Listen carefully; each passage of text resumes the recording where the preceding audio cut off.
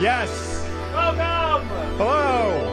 The WULFF DEN Podcast. It's been so long. It has. It's been 2 whole weeks. 2 whole weeks. How you doing? How's everybody? Unbelievable. How's everybody doing? Hello. Hey, there you go. Hey. That's the first time you're seeing us tonight. Hi, it's us. Hey. Thanks for being here, everybody. Sorry we took a little break. And sorry, I forgot that I wasn't going to be here, so I didn't say anything in the last podcast. I forgot you weren't going to be here, and I knew that you were going to be away. Yeah. And I think it was on Tuesday, and I'm like, I don't think I have to do the show tonight. Yeah. So anyway, hi. Thanks for being here. We got a lot of things to talk about today. Yes. Because we missed last week, but also because in the past couple of days, there have been a lot of game announcements. Yes, we had Gamescom the week you were gone, and then just today, which is the main topic of the show, a Nintendo Indie World and Partner Direct. It was a double feature. Yes, which is unprecedented, Yes. unheard of. Yes. Also, they always do a Nintendo Direct in September. Mm-hmm. People think this may have been in lieu of that. Well, probably. I think, they made it explicitly clear that this was not going to be any Switch successor news in this. So a lot of people are thinking that maybe this was now because in September there will be Switch successor news. Yeah, it could be just an announcement only talking about the Switch successor. Yeah. It could be just like the announcement drop. Or it could be nothing. I think it could be nothing. I think they might not have anything. It's probably nothing. I think that they're gonna really drag this out. I think that we probably won't hear about the new Switch for a bit. Well, I think people are gonna be. We do have news on like rumored Switch successor release. Oh, I'm gonna move that up. Yeah, because that was one of the things that would have been on last week's show had we done it. Also, Nintendo Museum that dropped while I was away. Yes, we'll have to talk about that. And then there's a lot of other stuff. There's a lot of other stuff. We got a good show. We got a good show for you tonight. Show. But first, before we get into that, we got Maj and Jameson, thanks for 28 months. No Nose Grease, thanks for the Prime. Will Wolf, damn it, thanks for the 33 months. Hey, Wolf Bros, do you think it's odd that Bob goes to England and then Oasis gets back together? I wonder if they were I didn't know this. Yes. I wonder if they were afraid that 2 other shouty brothers were muscling in their territory. Maybe they thought they needed to remind everyone what a real sibling rivalry looks like. I'm just saying. I'm just asking questions. We had a very loud argument on the last show we did. You go to England, and all of a sudden, Liam and Noel Gallagher decide, hey, let's be Oasis again. Right. I'm just saying, there's a lot of questions that can be asked about this. I know exactly what happened. What happened? They're running out of money. Probably. And they need more money. And this is the easiest way for everybody. What are they going to do? Get jobs? Yeah, no, can't do that. I wouldn't recommend that. Tomorrow, supposedly, Linkin Park announcement. Yes. Also, tomorrow is a Derek Whibley announcement. Sub 41 guy. Yeah, yes. I did hear this on TikTok. They're not related. Well, he has made it clear they have nothing to do with each other. Oh, he did? Yes. Because I saw a TikTok that was like, they're definitely related. He's definitely sung with them before. Yeah. What a terrible day to do that announcement. That would be bad, yes. I saw a compilation of different singers singing in Linkin Park. Yeah. And I did not like him singing in Linkin Park. Anyway, where am I? 1995 Poppy, thanks for the 100 bits. Beats Forte, thanks for the 24 months. Congratulations, Bob. Thank you very much. Oh, yeah, I got engaged in London. Everybody in the chat's like, tell us the story. There's no story. There's a picture, and that's exactly what happened. It involves a conveyor belt of cheese, and we'll let you decide what happened from there. Yes, I put the ring on the conveyor belt. Nobody knows that I went to a conveyor belt cheese place. Conveyor belt sushi, but instead of sushi, it's cheese. Yes. And I put the ring on the little conveyor belt, and I was like, "Nobody take it, please! Nobody take it, please!" No, that's not what happened. Willow Davis, thanks for the 100 bits. Lord Nora J, thanks for the 7 months. Welcome back. Thank you so much. And over on the YouTube, Farmer Gooch with $10. Oh, yeah. Alex Wise with $5. Mazel Tov Bobbers. Thank you. Anthony Miele with $5. You know, this reminds me of when my father left me as a young lad. Congratulations, Bob. Big man, woohoo. Thank you. Thanks, guys. Thank you so much. Anyway. Well, let's get right. Let's dive right in. We got a Polygon article here with everything that happened in the Nintendo partner direct today. I was up bright and early. My God, my sleep schedule is normal now. Yeah, I was gonna say you didn't get jet lagged. I got whatever corrected. The opposite of jet lag is. Corrected. When I was in London, I was waking up early, which I was afraid. Yeah, because the time difference is so fucked. Mm-hmm. But I was waking up early every day. Now that I'm home, I'm still waking up early. Yeah. So I don't know what happened, but I woke up and I watched this direct as it was going on. Wow. Gotta say, what a underwhelming direct. See, I don't know if I would necessarily say that. I think the indie world was like a mid indie world.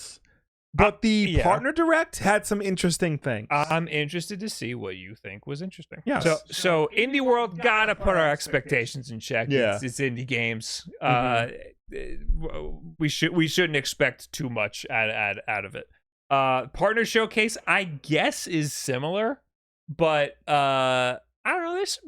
There's some big publisher stuff that's from not Nintendo that we could get excited about. Yes. So. Let's see what we have. All right, let's start at the top.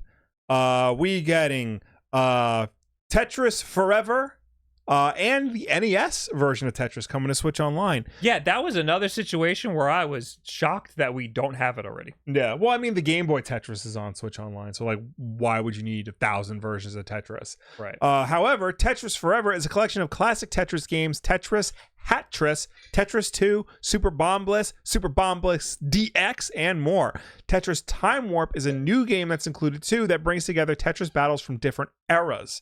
Tetris Time Warp does look cool because it's like 4 players and each player gets like a different version of Tetris throughout history. That's kind of cool. That's interesting. This is cool. I mean, how many different ways can you play Tetris? I know, like that's the thing. Like Tetris is like the game. Oh wait, Tetris. Wait, it's like it's not like, okay. When you said Tetris Time Warp, it sounded like you were each playing a different Tetris game. This is just like an overlay. Yeah, I mean, again, Tetris hasn't changed in 40 years. Okay, all right. So, what you're seeing on screen, and this is cool. It actually includes a documentary series all about the creation of Tetris. It's made by Digital Eclipse, who did the Atari collection, which has like a really nice documentary features and stuff. So that's really interesting. That's probably the reason to get this, is for like the behind the scenes stuff and the documentary stuff. Because otherwise, if you have Switch Online, just play Tetris there. When I first saw it, I was a little excited because the first thing that they show, I don't know which Tetris this is, the first one that they show, but it looked like the arcade version. Yes. And I was like, are we getting arcade games in Nintendo Switch Online? Yeah. Because that's something we don't have yet. We don't have Nintendo arcade games. That would have been cool. But instead, we just get a million more Tetris games. Yeah. Fine, whatever. Not that exciting. And also, like we said, NES Tetris is coming to Switch Online. Yay. Star Overdrive. Speed into the unknown in Star Overdrive, battle and explore a vast world where creativity is key to overcoming challenges. I mean, there's some cool hoverboarding. Yeah. So that could be cool. Yeah, everyone likes hoverboards. Everyone likes hoverboards. Yeah.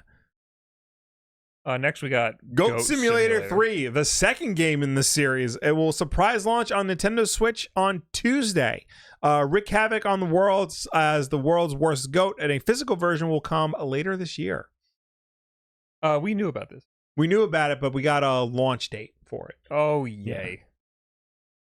Yeah. This game actually doesn't look bad. No. I'm surprised because the last SpongeBob game that came to the Switch looked bad. Yeah.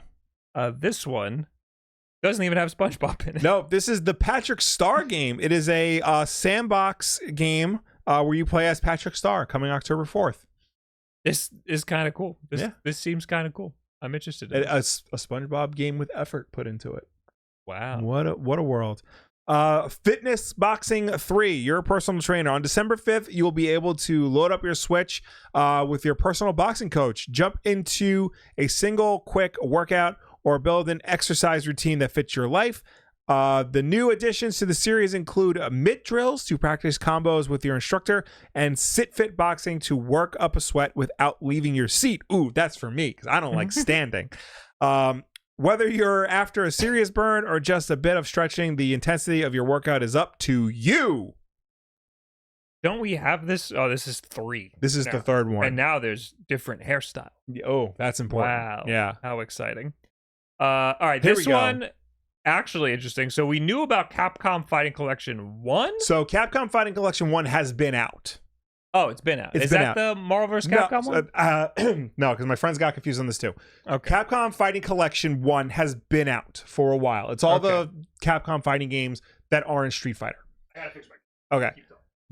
The Marvel vs. Capcom Collection is a separate thing that has all of the Marvel vs. Capcom games in it. That actually got a release date in this direct, and that's coming in like 2 weeks to Switch. Okay. This is the Marvel Fighting Collection 2. These are other fighting games that Capcom has made that weren't in the original Capcom Fighting Collection. Follow? Kind of. So there's 3 Capcom Fighting Collections. There's Capcom Fighting Collection 1, Capcom Fighting Collection 2, and Marvel vs. Capcom Fighting Collection. Okay. This is Capcom Fighting Collection 2. Okay. This includes... And this is the first we're hearing of this. Yes. Okay. This includes Capcom vs. SNK Millennium Fight 2000 Pro, Capcom vs. SNK 2 Mark of the Millennium 2001, Capcom Fighting Evolution, Street Fighter Alpha 3 Upper, Project Justice, Plasma Sword Nightmare of Bilstein, and most importantly, Power Stone and Power Stone 2. Yeah, that's all I care about. Yeah. Power Stone and Power Stone 2 Dreamcast games. Yes. They Classic were... games. Last we saw of them was just a re-release on the PSP in 2006. Yes. That is it. This has only ever been on the Dreamcast and the PSP. Yeah. So seeing it acknowledged at all is great. Being able to purchase these games at all, Yes. these in today's day and age, is amazing. So I'm very happy to see Power Stone be acknowledged. Yes. If you've never played Power Stone before, if you've ever wanted to play a Dreamcast game, this is one of the Dreamcast This is the games one of you should yeah. play. It's one of the best Dreamcast games. It is basically 3D Smash Brothers. Yeah. It's awesome. You get like an ultimate move. You get items and stuff that are very similar to the items that you get in Smash environment's Brothers. destructible and interactive. You can use the environment as a weapon. Yeah. It's awesome. Now, I'd imagine this has online because the other ones do. It'll have online. It has like an art gallery and like behind the scenes stuff. I'm very music interested gallery. to see how that would work with Power Stone. Yeah. Playing Power Stone online. I'm sure it'll be chaotic. So one of the things with the last Capcom Fighting Collection is that it had a rollback netcode, which is like a thing that fighting game people like. Yeah. I'm interested to see how that would work with Power Stone because you got 4 players. Yeah. So that might be weird. So yeah, that's good news. Yeah. Good news. We're getting a Dreamcast. That's coming next year, 2025. Okay. That's so fine. yeah, I mean, and what's cool too is like you get it from Power Stone games, and you have all these other like good fighting games with it. Street Fighter Alpha 3, those are good. SNK versus Capcom, people like those. I would love to see Capcom do something more with Power Stone. Yeah. Do something more with Mega Man. Yep. They got a lot of IPs that just they don't touch anymore. Yep. Speaking of which, Marvel vs. Capcom Fighting Collection, that got a date, September 12th digitally, and the physical release will be November 22nd. Okay. So that's like 2 weeks away. We'll finally be able to play Marvel vs. Capcom again. Great. Yeah. That's good news. I am a little interested in this. We do have it on Xbox. We do. And that was a good version. I feel a little burned by that because Right? I can't get that on my Series X. I don't think so. Yeah, that's annoying. Yeah. And you still can't get it on your Series X because that collection's not coming to Xbox. That's lame. Lame. Antlier, Yumiya, The Alchemist of Memories, and The Envisioned Land. Yep. Nerd shit. Yeah, Apparently this is a franchise. Good. Okay, good for them. Never heard of It's this. coming out 2025. Have I heard of Atlier? I have not. Atlier Yumiya is the series. Atlier Yumiya. Yeah. Okay. Oh, I definitely haven't heard of anything Yumiya. Suikoden. Suikoden 1 and 2 HD remasters. Coming March 6th, 2025. Now I have heard of Suikoden. I've heard they're classics in the weeb game genre. Yes. As you can imagine, every time we get a Nintendo Direct, a lot of weeb games. A lot of weeb games. It's almost like they're a Japanese company. And the weeb games don't start there because Dragon Quest III Remake has a release date now. It is November 14th of this year. Apparently this is a big deal. There's like a new class they added or something. Yeah, it's a full-on remake of it. HD 2D is what they're calling it. I don't know anything. I know that this, because Dragon Quest III is apparently a prequel, so they're going to release this, and then they're going to release Dragon Quest 1 and 2, like, next year. Right. To like, complete the HD 2D remake thing. Castlevania. Now, this is cool because there are DS games. These are the DS games. The Dominus Collection will include Dawn of Sorrow, Portrait of Ruin, and Order of Ecclesia. People really like these games. Okay. I don't know if they like them as much as the Game Boy Advance versions, but I do know they follow the same template. And Dawn of Sorrow is actually a sequel to Aria of Sorrow on the GBA. This excites me only because I like that companies are being more open to putting DS games onto a single screen system. Yes. You know, like, it's just because the DS has a weird screen layout doesn't mean that we can't play these games on modern screens. And this game really just has a map. So I guess that's kind of cool. So it gives you actually 3 screens. You have the main screen, and then you have the map, and then you also have your like start menu with like your stats and stuff. So I'd imagine, I've never played these games, but I'd imagine that the bottom screen would be, you would alternate between a map and the stats. Yeah. And in this case, they just give you all of it, which is kind of awesome. And what's also cool is that, I mean, it was announced in the Nintendo Direct, but it's available on other platforms. This will be on PlayStation, it's on Steam, and it's available now. Like, you just go buy it now. It's $25. That's great. For these 3 games. This is cool. I hope other companies move their DS games over to modern systems. Yeah. Well, we saw it with the Battle Network games and the other Mega Man games, and now these games. So slowly but surely, we'll be able to figure out how to do DS games on other systems. Good. Sid Meier Civilization 7 coming to the Nintendo Switch on February 11th of next year. I missed this one. Yeah. This got announced a little bit ago, but I don't know if it got announced for Switch. Yeah, it was announced. I think this was announced recently because I remember there being a big to do about like the new Civilization game. I don't know. I'm not smart. I don't play the Civilization games. I heard about it because we know somebody who worked on the marketing campaign. Civilization 7 is making a bold changes to a familiar formula. Okay. Can you just cut to the chase? What's new? No? Okay. Thank you. Never mind. But they did announce it. They did have a big announcement, but I don't know if they announced that it was the Switch version. Right. And this is actually showing footage of the Switch version. Yes. And it looks like a Switch version. Next, Tales of Graces F remastered.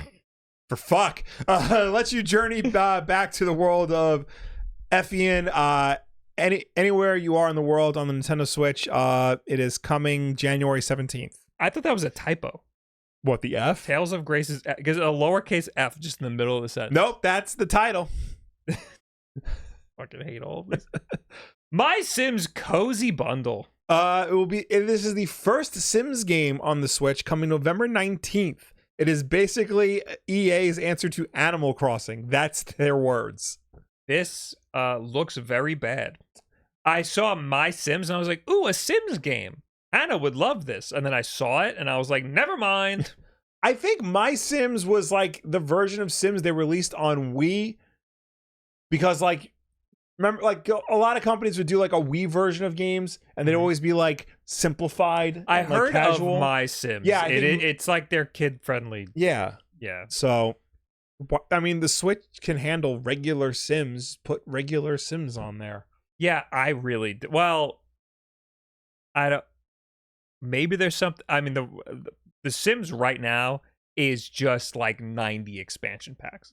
Yeah, they've always been 90 expansion. I don't know how that would work on the Switch because their business model, Nintendo might have some issues with the business model. Has always been like that. They would release the Sims, they would release like 30 expansion packs, and then the Sims 2, and then 30 expansion packs. Well, now I think the game is full on free to play. And you just get expansion packs. They just shove all these expansion packs down your throat. The game, The Sims 4 was moved to a free-to-play model in October of 2022, monetized by the purchase of various paid downloadable content.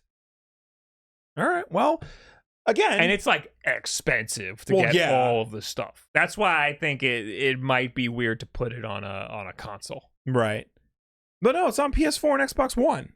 How do they handle is that free to play on PS4 and Xbox One? Oh, well, I'll go to the PlayStation Store. Because like right now there's like a Sims launcher and you get all the shit and it all conglomerates in there. Yeah, free. Okay, they must have all the expansion packs on there too. Yeah, add-ons. Yeah, Sims 4 Digital Deluxe Upgrade, $10. The Sims 4 City Living, $40. The Sims 4 Get Dating Bundle, $50. Yep. And there's a bunch, right? It just keeps going. Yep. and yet, Madden is still $70 every year. Yeah. Yep. I don't get it. Luckily, not too hard to pirate. Yeah. With literally every expansion pack. Five Nights at Freddy's Help Wanted 2 and Five Nights at Freddy's Security Breach Ruin are coming to the Switch this holiday season. Cool. Happy for you, Zoomers. So happy for you. And Gen Alpha. Rune Factory Guardians of Azuma will be released on the Switch in 2025, spring 2025.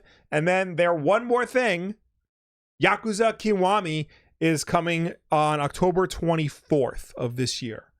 Now, this was actually a big deal. Yakuza, yeah. Yeah. The remake of the PlayStation 2 game. Correct. The PlayStation 3 remake of the PlayStation 2 game on the Switch now. Yes, because this is the first Yakuza game on Switch. Mm-hmm. Yeah, that I understand the significance of it being the first Yakuza game on. The creator of Yakuza even said, like, we don't know if we would ever be able to put our games on Switch because of, like, the Switch is, older hardware, not as powerful as the other stuff, and they found a way to do it. Well, they found a way to put a PlayStation 3 game on the Switch. Right. I'm not impressed. I'm impressed that Yakuza is on the Switch at all, but of all of the games to put, I'm whelmed. Actually, no, you're right. PS3 started on PS3. I looked it up. Well, this is the PS2 game that was it's remade. It's a PS2 game. Kiwami launched on the PS3 and the PS4, but it never came out on the PS3 outside of Japan. So it's only been a PS4 game. Oh, yeah. Yeah. So remind me again why this was a great direct. Because I didn't say great. I said good. Well, people in the chat did. EPS 5000. Bob, the part of direct was great. He did say the word great. There you go. We found out about customization in Dragon Quest 3, the release date of Marvel vs. Capcom, the announcement of FC in 2025. What? Football Club. The FIFA successor. Was that in this? Must have missed it. It might have been in like the montage. Oh, okay. And a lot more. Well, where's the a lot more? Because nothing you said was exciting. Dragon Quest 3, okay. A customization in Dragon Quest 3. We already knew that game was happening. Right. You're getting a little more detail about it. Marvel vs. Capcom, I'm excited about. A release date, all right. Like, we already knew the game was happening. Right, but we know it's coming out in 2 weeks. And no one fucking cares about Football Club. It comes out every year. The most exciting thing, honestly, gotta say, Patrick Star getting his own game. Not Power Stone. Not Power Stone. Honestly, to me, Power Stone was the biggest deal. But that's really not saying a lot. Real quick, I just looked this up. Their like montage highlight reel was Legend of Heroes, Trials in the Sky, Stalker, Legend of the Zone Collection, Disney Dreamlight Valley, Worms Armageddon Anniversary Edition, and Star Wars Hunters Season 3. Okay. Which I didn't know Star Wars Hunters was out. I did, because I saw videos of it and it looked very... Yeah. That's the game with the robot whose name is Jedi with a 3 in it. Oh, that just sounds bad. Right? That's the same game, right? Probably. That's just gross. Yep, that's the one. Oh, here we go. They showed off Lego Horizon Adventures, Tales of the Shire, the Lord of the Rings game, Just Dance 2025. They showed off more of Epic Mickey Rebrush, Football Club 25, and Funko Fusion. These more montages. All of those are games that we knew about already. There's a reason why all those games were in montages. There was also a whole Indie Direct. World Yes. that happened first. Yes. The Indie World happened first. Yeah. We'll go through that real quick. Yeah. Balatro, Friends of Jimbo Edition. It's basically DLC. It adds Vampire Survivor, Among Us, Witcher 3, and Dave the Diver cards. Yeah, I don't know if those are just cosmetic or if they do anything. I think they're cosmetic. Neva, from the makers of Gree, coming October 15th. You will follow a young woman and her wolf in what is likely to be a tear-jerking story. Oh, yes. Yes.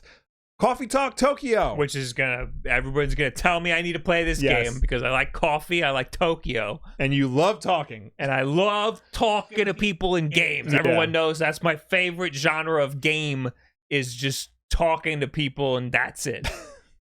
Well, you'll be able to play it in 2025. Okay. Power Wash Simulator is getting Shrek DLC. What the fuck? You get to clean Shrek's swamp home. Okay. Very cool. Sea of Stars, Throes of the Watchmaker. This is downloadable content for Sea of Stars. That's it. People really like Sea of Stars. Yes, I've heard it's very good. I would imagine that this was an exciting announcement for people. I like The Messenger, but I don't like this type of game. Yeah, that's the thing. I really like The Messenger, and I would love a sequel to that, but I don't like this type of game. Morsels from Annapurna Interactive is a wacky game that is coming February 2025. It is a roguelike that is very distinct weirdo vibes. Looks like Enter the Gungeon or like Cult of the Lamb style game. Date everything. This is a wild one. Yep. You literally date everything, including existential dread, a cabinet, and the game itself. Coming October 24th. Yeah, so it's like Dream Daddy, except instead of dating dads, you are literally dating objects in your house. Yeah. Can't wait. Very excited. Where is the dating sim gonna go from here? This is the end. This is as far as you can go. You can't go any further than this. Peglin. After 4 years in development, Peglin, a mix of Peggle and rogue playing games, is coming to Switch. It is a timed exclusive for the Switch, available right now. I missed the part where this was Peggle. We can see like the... Now I see it. I see it, but I didn't see it when I was watching the Indie Direct. It's one of those weird games where like it takes like a very simple game and then just adds like really like in-depth storytelling to a genre that doesn't need it. And then we got Wobbly Life. That's me. This physics sandbox game Wobbly Life coming to Switch in December, bringing wacky local co-op multiplayer. Looks like what do you call it? A Gang Beast or Animal Party or whatever. Something like that. Pico Park 2. The chat went nuts when this went on screen. Looks like a classic Flash game, but it adds a chaotic eight-player multiplayer that requires a ton of cooperation. It is available now as a Times console exclusive. So this is cool. I mean, Pico Park 1 people really liked. This, I think you can play the game by yourself. Oh no, it says for 2 to 8 players. So this is a game that I only ever see people playing in multiplayer, so you kind of need to play this with other people. But this seems like a really cool, fun thing to play with other people. Yeah. Pico Park 2, the announcement of a second one, pretty cool. This is one of the big ones for the whole Indie Direct. Yeah.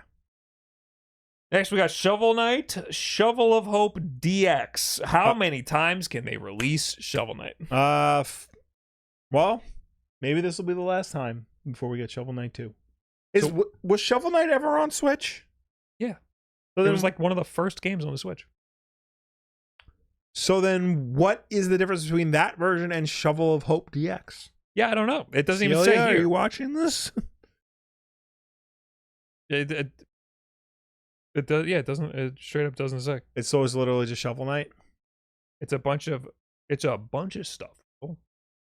Okay, we'll name the stuff. Has new playable. An enhanced edition of the action platform now with 20 playable characters, seamless online multiplayer, and other new features. 20 playable characters. Crazy. Yeah.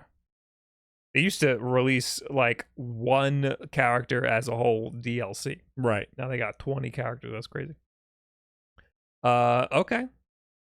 Maybe I'll try it if there's 20 characters. Europa. Hold on. I lost my place. Exploration Adventure Europa will be released on October 11th, but the demo is available now. Cool. Okay.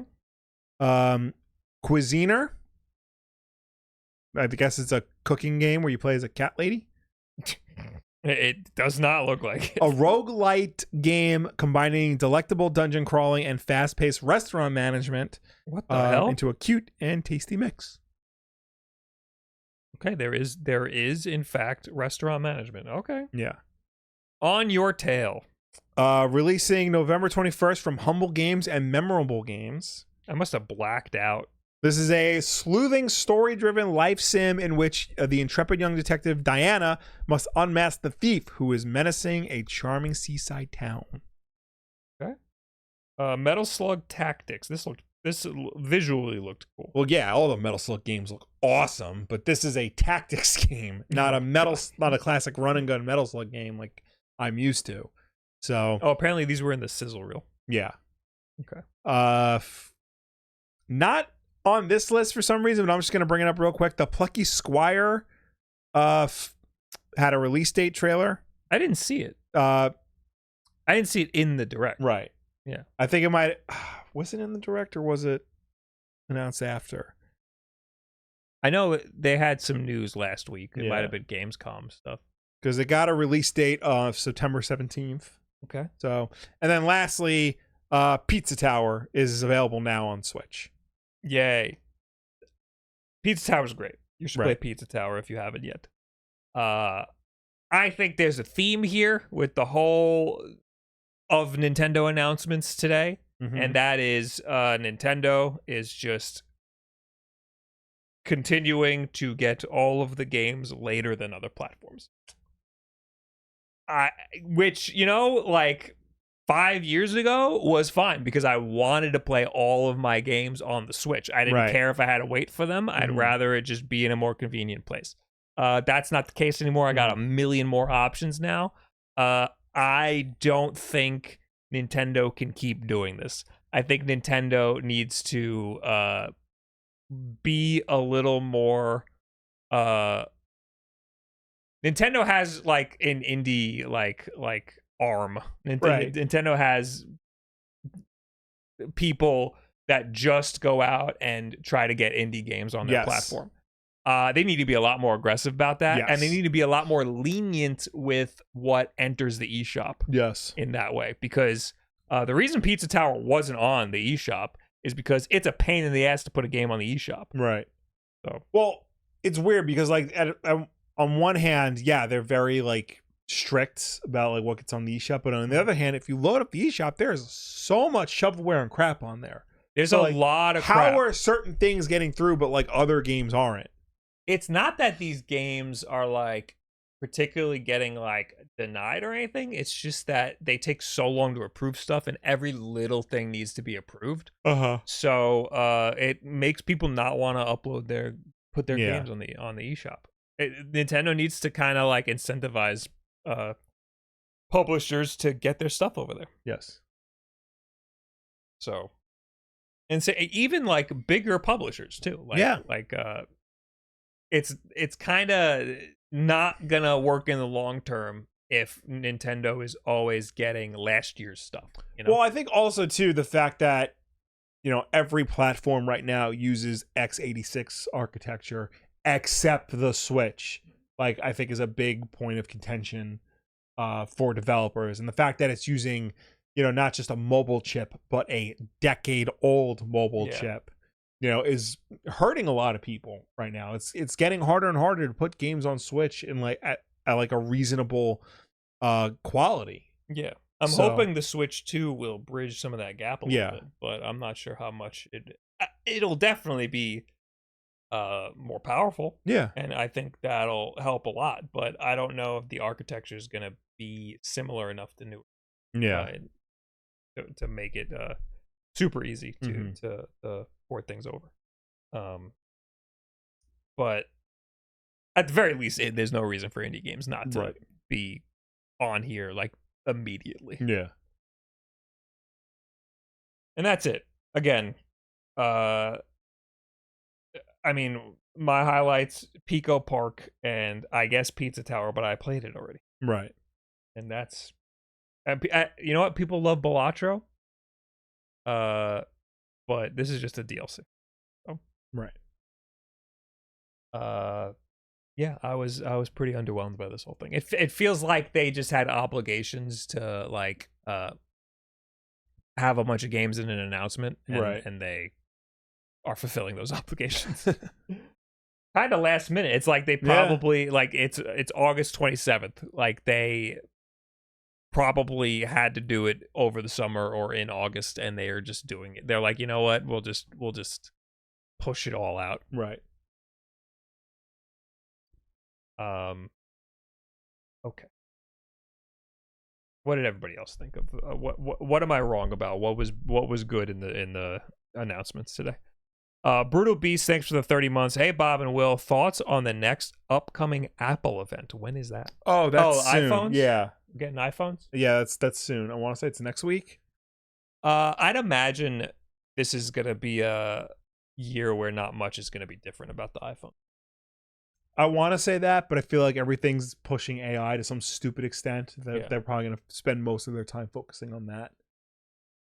Apple Intelligence, as they call it. Yeah.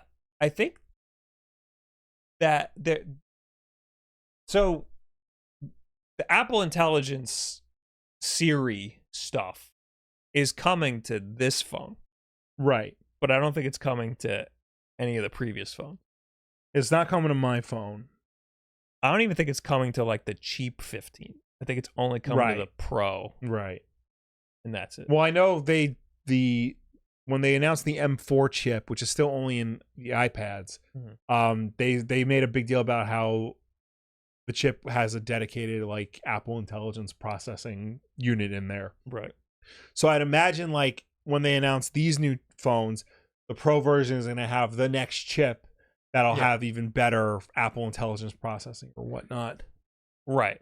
I agree. And they're probably going to go heavy on that. Yeah. But because like I think this is gonna do the same stuff. It's just gonna be slower, probably. Yeah, and I mean, like this happens every year. Like, what more could they do to the phones that they haven't already done? The next big jump in iPhones or phones in general that'll get me to upgrade or get me to really want to upgrade is a built-in ND filter in the camera. That's the only thing that's gonna make me lose my mind. Right. And I feel like that isn't that out of the realm of possibility. No. Like usually cameras need like, to be pretty big to have a physical ND that slides over the sensor. Yeah.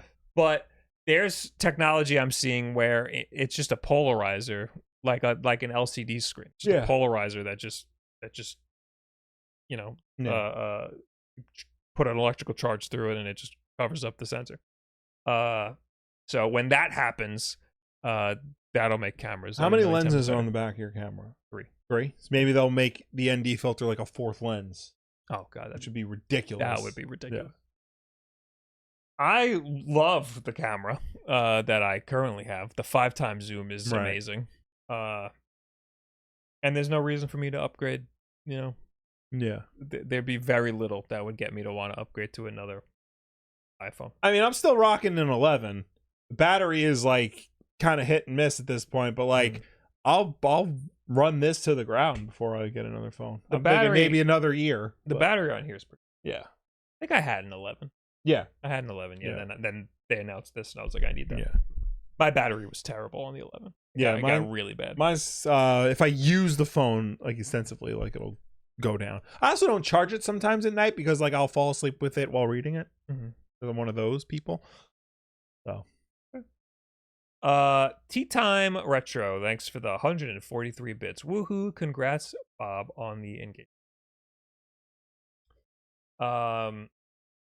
Have you tried an iPad for emulation? My M4 11-inch iPad works great for a lot of emulation for what's available. I only tried an iPad Pro, and I put Dolphin on it, and it ran okay. That's as far as I went. I'm sure it's fine. I mean, now there's some. I mean, I never tried. Didn't we get a DS emulate? No, 3DS. There's 3DS emulation on iPhones now. I haven't tried that at all. Well, RetroArch is on iPhone, right? No, but there was a dedicated 3DS. Oh, really? I believe so. I never messed with it. So no, I'd imagine that iPad emulation is probably pretty good. Yeah.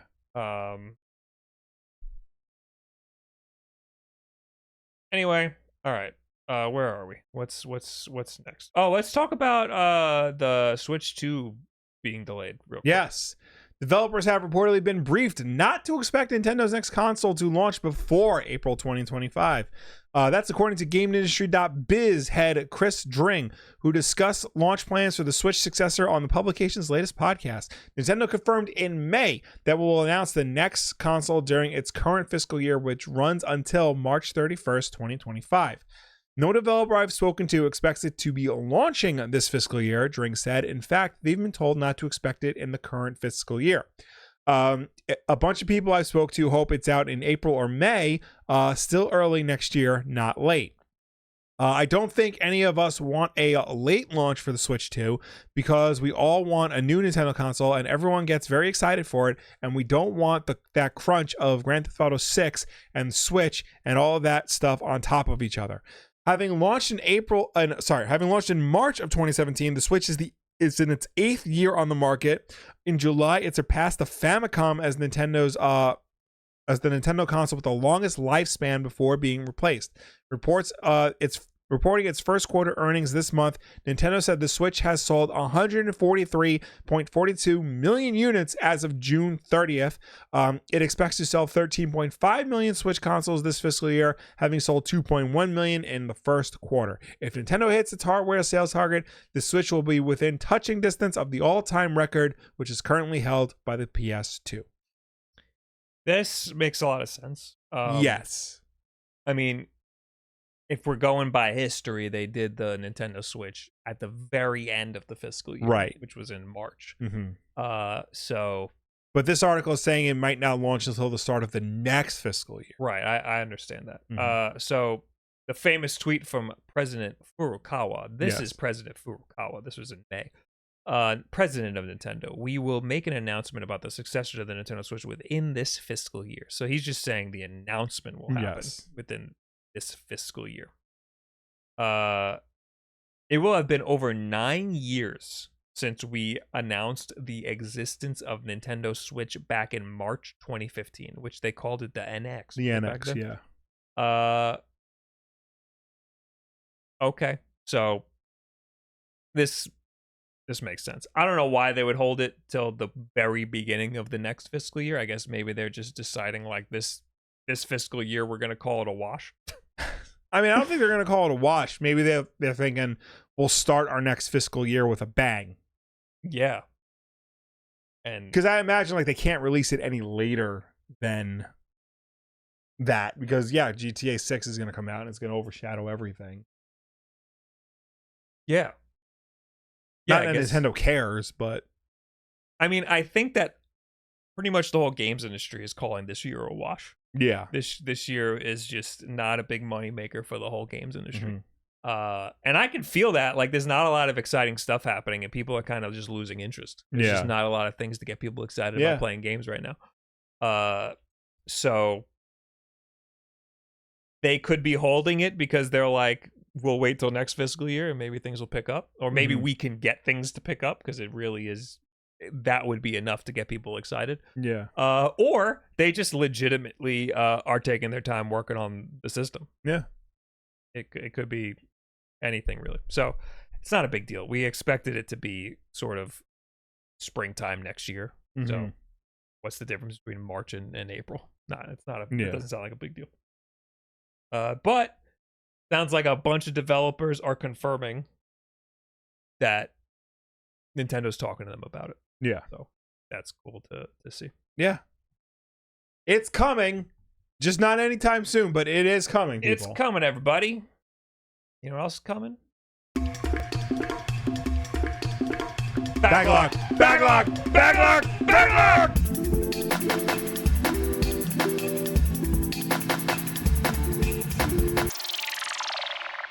Oh, we're so back. We're back, baby. Welcome to the Backlog, everybody. Will, what's the Backlog? Backlog is a segment of this show where we go through our video game collection. Every game we've ever bought, we've put into an Excel spreadsheet. And today we're going to pick one at random and talk about it, regardless of whether or not we've played it. How many games are we at?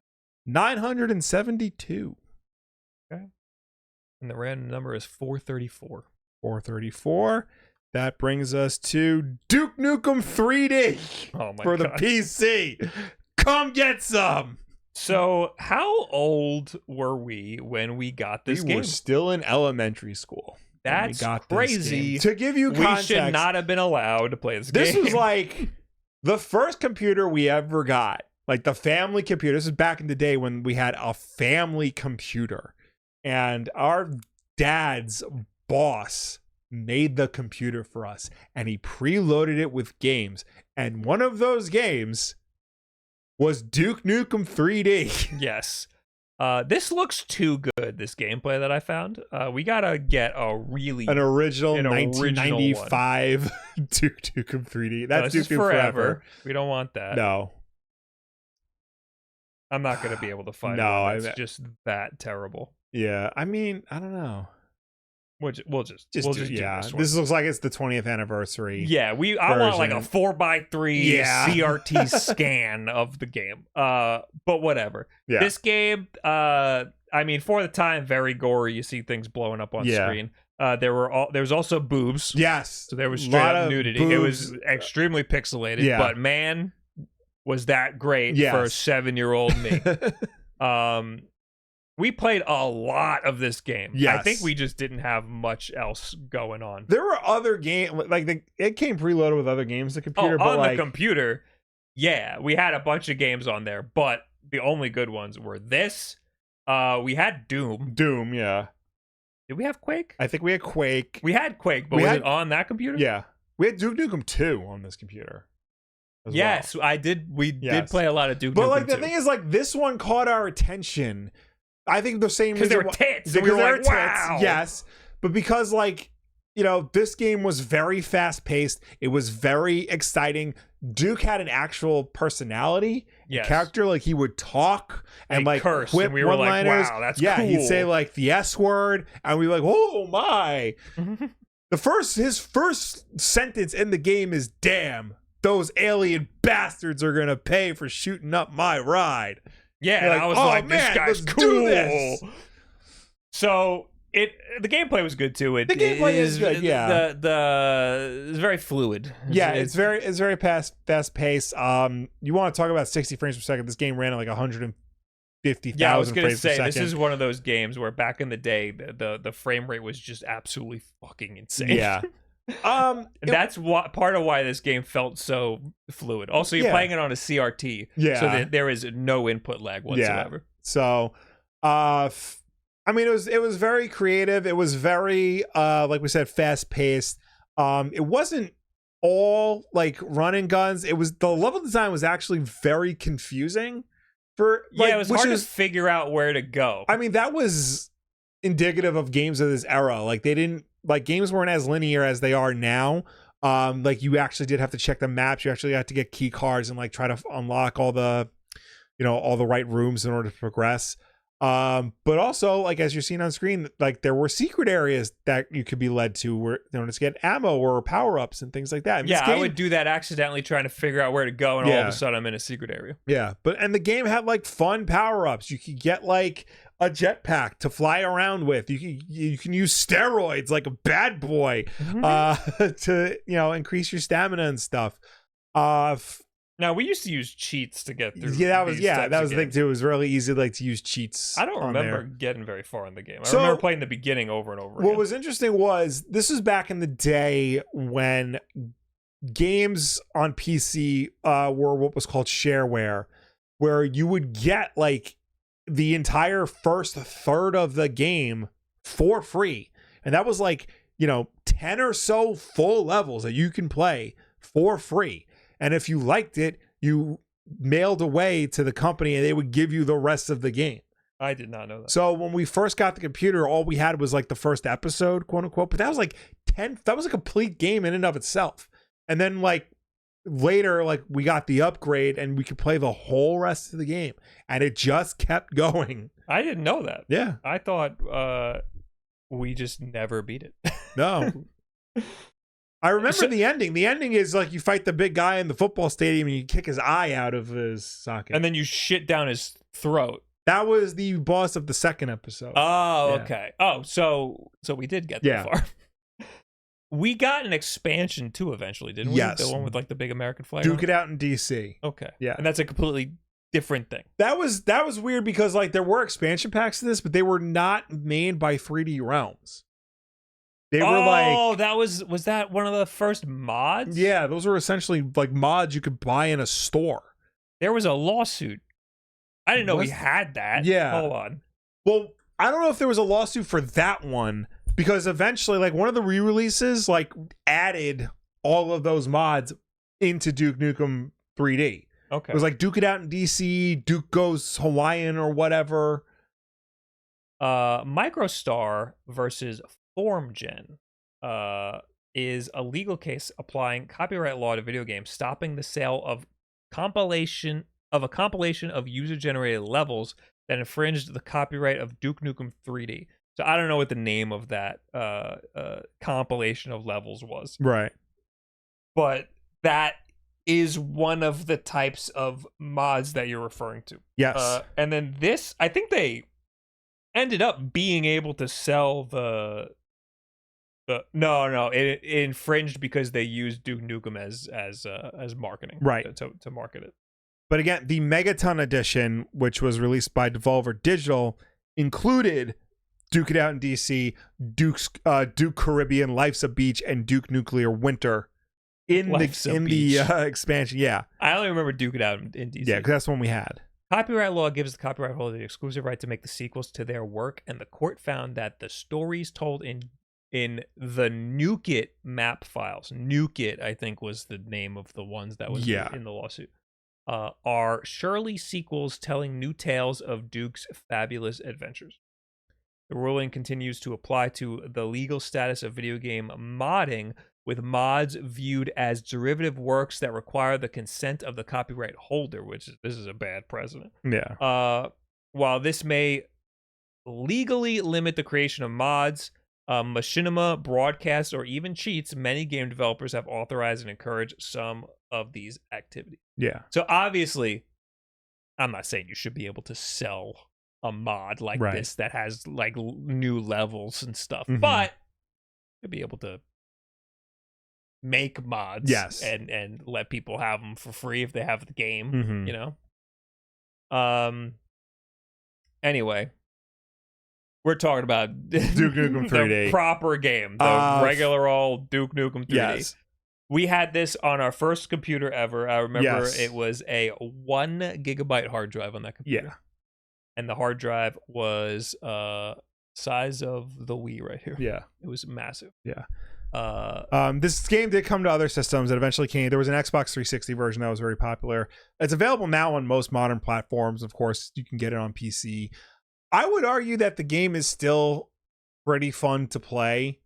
Like, it's still, you know, a lot of the ideas and the level design does hold up. You do have to get used to the maze-like elements of everything. The fact that your health does not regenerate, you do have to find health pickups and med kits and stuff. But in a lot of ways, this game like is better than a lot of modern games. So you get a whole slew of like creative weapons. You know, you're not just limited to 2 or 3 weapons. You get your pistol, a shotgun, a machine gun, you know, several rocket launchers. Yeah, that was one of the things of the games of this era was just all of the litany of weapons, and you can have all of them at once instead of having a limited arsenal. Yeah. This, what we're looking at now, is the 20th anniversary version, which I guess is probably on Steam. Yeah. Otherwise, you have to play this in like a DOS emulator. Yeah. So we had this on Windows? Yes. Okay, because we did have DOS games. Well, yeah, because back in the day, you know, computers came with both Windows and DOS. And then eventually, you know, Windows 95, that was the whole operating system. I remember having to boot into DOS for a certain, like, Space Dude. Yeah. And that's all I remember. So I don't know. I mean, I don't know if I would say you got to run out and play Duke Nukem 3D. You don't have to run out and play it, but I think if you're curious and it's a good Steam sale, check it out. I think it holds up. I think it's fun. Just remember that if you're under 18, don't tell your parents that you're doing it. This game probably fucked us up in some weird way. But you know what? Like, you know, hindsight, you know, yes, like, we probably should not have been playing this game. Yes, most of his clips were taken from like Evil Dead and like other popular movies. They Live and Terminator and stuff like that. But like, it was fun. It was cool. Like, it was funny. Like, it actually was like a new thing that we were experiencing. It was like fun and like exciting. You know, it made. This is one of the arguments that made games an adult medium. Yeah. And having the barrier to entry that it has to be played on a PC, usually older people were playing stuff on the PC. The fact that we were playing something on a PC in elementary school was not normal in the 90s. Anyway, thanks for watching the backlog, everybody. Come to a podcast sometime if you get a chance. If not, that's okay. It's okay. We'll see you later here on this channel. Bye, everybody. Bye. All right. More podcasts to be had. Yes. More game announcements. Yes. Also, slow the HHH. Thanks for the 9 months. We're all paying the price for Duke's sins to this day. I mean, you're not wrong. Wrong. Jacato, thanks for the 100 bits. Oh, speaking of older shooters, Marathon Infinity, the third game, just released for free on Steam this past Thursday with achievements and Steam Workshop support for mods. Felt like mentioning it since the other 2 marathons being free on Steam was talked about here. All right, so everybody go right now and get the third marathon game. I did redeem them all, I think. I don't still know need to do that. I gotta do the Infinity one now. Yeah. And that's it. Mm. All right. Next news. We are going to talk about the Gamescom stuff. Yes. So Gamescom happened. That's Germany's big gaming event. They do like the announcements on one night, and then it's a whole big convention where you can go and play the game. It's open to the press and to the commoners, and they handle it better than E3 ever. Yeah, I was going to say, I hear this one's actually pretty good. Yeah. I hear people actually like Gamescom. Yeah. So let's just go through the announcements. First up, Borderlands 4. Cool, whatever. Fuck that game. I know people are excited. I know people are happy, and it was a nice in the wake of the movie apparently being shit, but like, I can't. I miss Borderlands. The first Borderlands was great. I had a great time with the first Borderlands. I don't know if I'm going to have a great time with a modern Borderlands. Right. What I can, however, is Mafia: The Old Country, coming next year. It is a new entry in the series, and it takes place in Sicily. Yeah, you told me some interesting things about this. So what happened was, when the game was announced, on the Steam page, it didn't it'll list what language options there are, and Italian was not listed as one of the, which you would think a game that takes place in Italy would feature Italian dialogue. So 2K came out and said, this was a mistake. The game will feature Sicilian dialogue as a language option and Italian subtitles as an option. And that is insane. Yes, because for those of you who don't know, we know, because our mother is Sicilian, Sicilian and Italian are actually two different dialects. Words are different in Sicilian than they are in Italian. And so the way it was described to us was that it's the same language, it's Italian. Yeah. But there are so many words that are not the same. Like our mother explained it like it's just Italian. But she said it's like comparing a New York accent to a Southern accent. Right. And that's how it was explained to us. Right. But the more I've grown older and the more I've heard her translate things and stuff, so many words are just completely different, not even the same at all. Yeah. And we even took Italian in high school. I couldn't fucking understand a goddamn thing. And I'm not going to blame it on the fact that I'm going to blame it on me being dumb. Yeah, right. But also, it's a completely different language that we were growing up around. So it's why also that language doesn't exist anymore. Yes. Sicilian isn't really a Nobody thing. Speaks it right in current day. Supposedly people in Sicily kind of homogenized to the rest of the Italian language. It used to be a lot of different dialects, and now it's kind of just one dialect. So I'm assuming this takes place in the past. Yeah, in the early 1900s. Early 1900s, yes. Okay. So our mother grew up in Sicily. And in moved, the 50s. Yeah, and moved when she was 7. Yeah.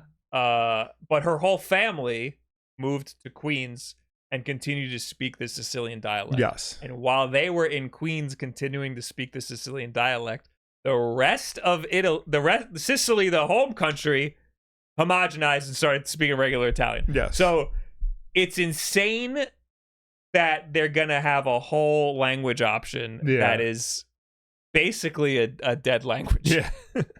Or almost a dead language. Yeah. So I want to know how that's going to work. I want to know how accurate it's going to be. Yes.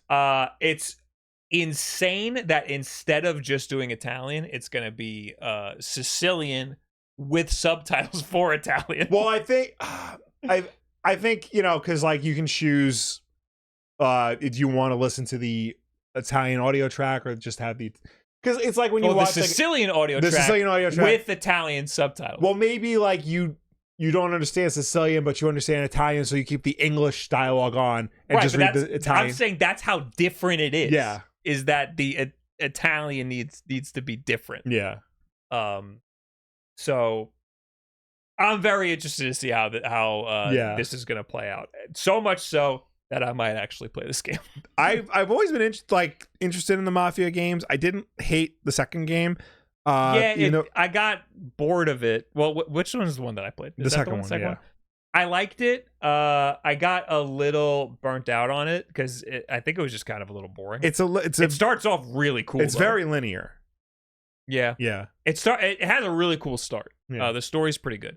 I think I got mad because I was driving in the car and a cop pulled me over. Yeah. And I was in GTA mode and I was ready to shoot the cop. And then he hands me a ticket. Yeah. a traffic ticket because I ran a red light or something in the game. Yeah. I'm like, what, am I supposed to abide by all the laws? Yeah. The Mafia trilogy right now, this is a side note, the Mafia trilogy right now is only $15 on Steam for the whole collection. I think I might actually like get it and like try to play those games in anticipation. So, because I'm actually like genuinely excited for this, not just because like, you know, this is our heritage we're talking about here, but it's something like new and different. That's mostly why I'm excited about it, because nobody acknowledges the Sicilian language. Yeah. We got to play it with our mom. No, I want to. Yeah, I want to. I mean, we haven't really seen anything about the game yet. There's just a teaser trailer, but I want to see some dialogue and see what. Also, like, where in Sicily is it and stuff. There's a lot that it seems exciting about this. Yeah. All right. Indiana Jones. That's another big one. It looks like you had a good Gamescom, Will. Yeah, of course. Where Nintendo fails, Gamescom provides. Thank you, Jeff Keighley. The big news out of this was we finally got a release date, December 9th. Oh, okay, that's pretty late. And it's up for pre-order right now. The collector's edition does not come with his hat, so I will not be getting the collector's edition of this game. Thank you very much, Bethesda, for wasting my time. You have an Indiana Jones hat. I have. It's not the Indiana Jones hat. It is a cowboy hat labeled Indiana Jones. It's not the fedora that he wears. That's a fedora? Yeah. What's the difference between a fedora and a cowboy hat? Cowboy hat is huge. Fedora is like significantly smaller. A fedora to me is smaller than that. That's a fedora. Okay. Yeah. I forgot the name of the company that actually like sells the official hat, but it's like $500. Where did you get it? Amazon. You got the Indiana Jones hat that you have. I typed in Indiana Jones hat on Amazon. That's the first thing that came up. I bought it and it came and it was a cowboy hat. Probably not a real like it license. Has the logo is on it licensed? Yes. Or is it just some guy who slapped Indiana Jones like on a hat 15 years ago, man? Okay. So does it look good? It looks good. It looks fun. It looks like the Indiana Jones game I've been waiting for. And on top of all of that, it was announced that it was coming to PlayStation 5 next year in spring of 2025. Now, so it's a timed exclusive. This is like a little like side tangent, but it's kind of a big deal. I didn't put this in the keep because like originally I had it in the keep. This is before you went away. It was rumored that another Microsoft exclusive was going to come to PlayStation. It was going to be a big one. People thought it was Forza. And then this got announced that Indiana Jones is the game that is coming to PlayStation 5 next year.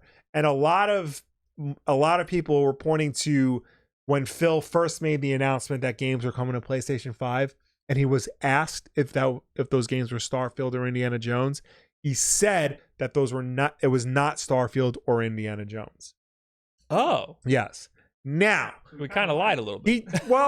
Did he? Because this was back in February of this year when he made the announcement that 4 games were coming to PlayStation 5. Okay. Those 4 games wound up being Hi-Fi Rush, Grounded, Tenement, and Sea of Thieves. Mm-hmm. Right? I'm taking that to believe that at that moment in time, they did not plan on bringing Indiana Jones to PS5. Right. However, because all 4 of those games did phenomenally well on other platforms, it kind of made sense that now they had to put another big game on PS5. Yeah. And Indiana Jones makes a lot of sense. I'm sure Disney was breathing down their back, like you gotta make sure this game sells, otherwise we're gonna have words. I forgot that the 4 games were announced. Yeah. So that makes a lot of sense. Yeah. Like he said there were going to be 4 games. We got the 4 games. Yeah. This is a bonus game. Yeah.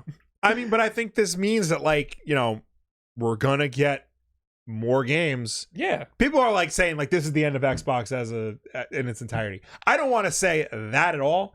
It's a slow changing of scope. We're definitely going to get more Xbox exclusives on PlayStation. We're going to get bigger Xbox exclusives on PlayStation. Like, I will not be surprised if we see Forza now on PlayStation and Switch. Or, you know, accept the fact that Master Chief is going to appear on a system that isn't Xbox. Like, accept that now. Yeah. And that's great. Yeah. No word on if this is going to pre-release before Game Pass. Well, if you pre-order one of like the deluxe edition, you get 3 days early. Ah, fuck. So, and you apparently get a DLC. You get a different whip and outfit. Everyone's playing Star Wars Outlaws right now, and I don't know if the game's out. I don't think it is.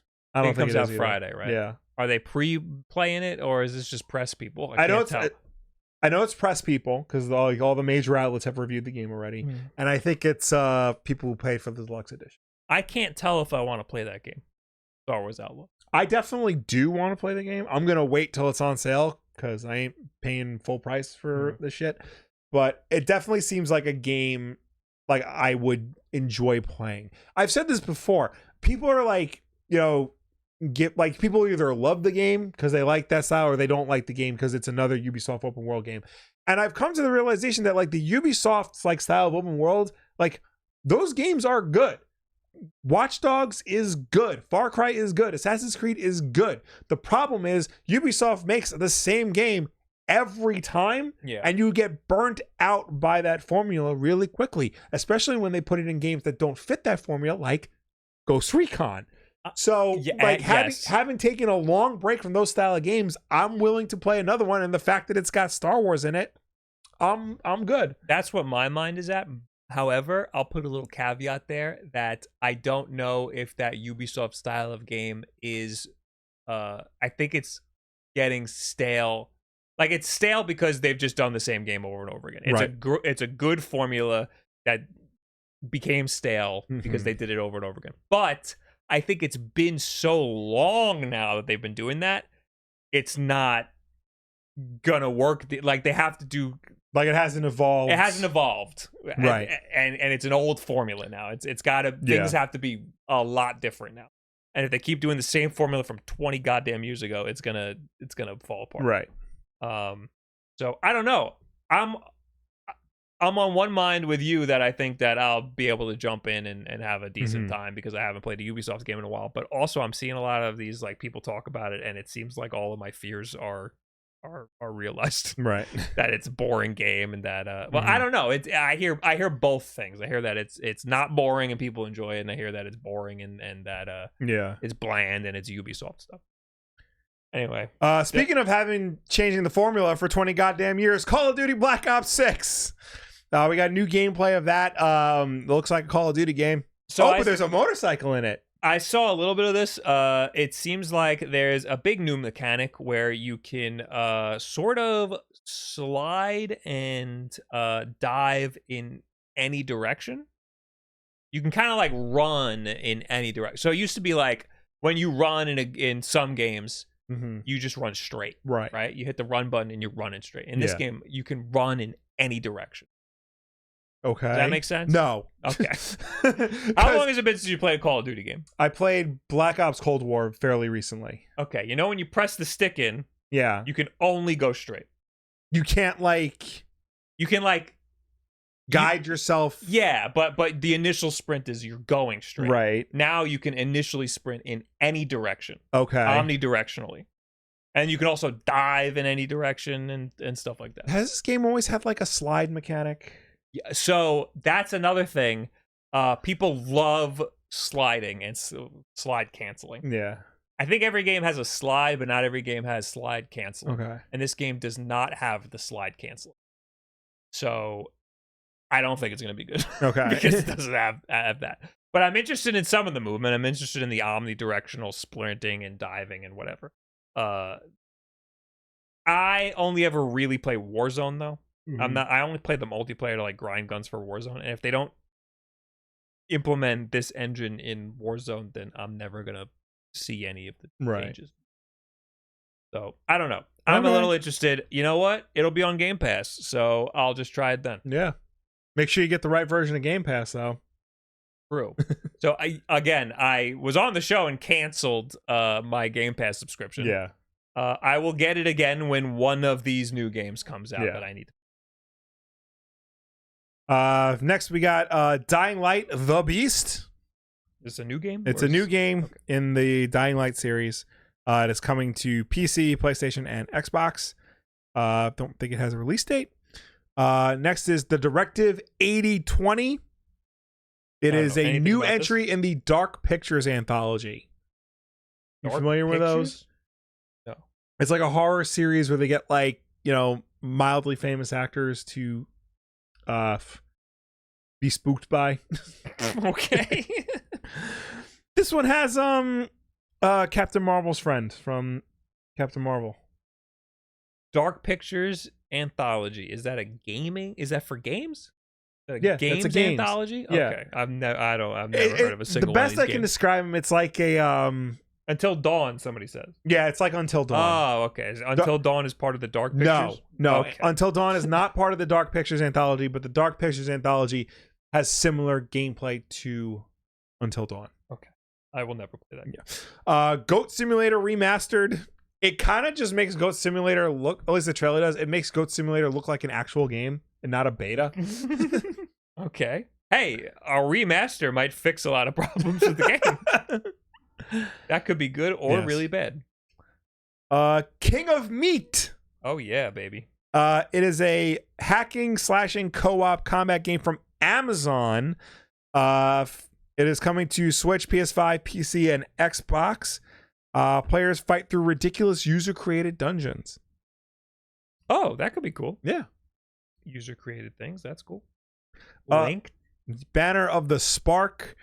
Have I seen Arcade-inspired co-op adventure that blends hack and slash combat with roguelike and tower building elements.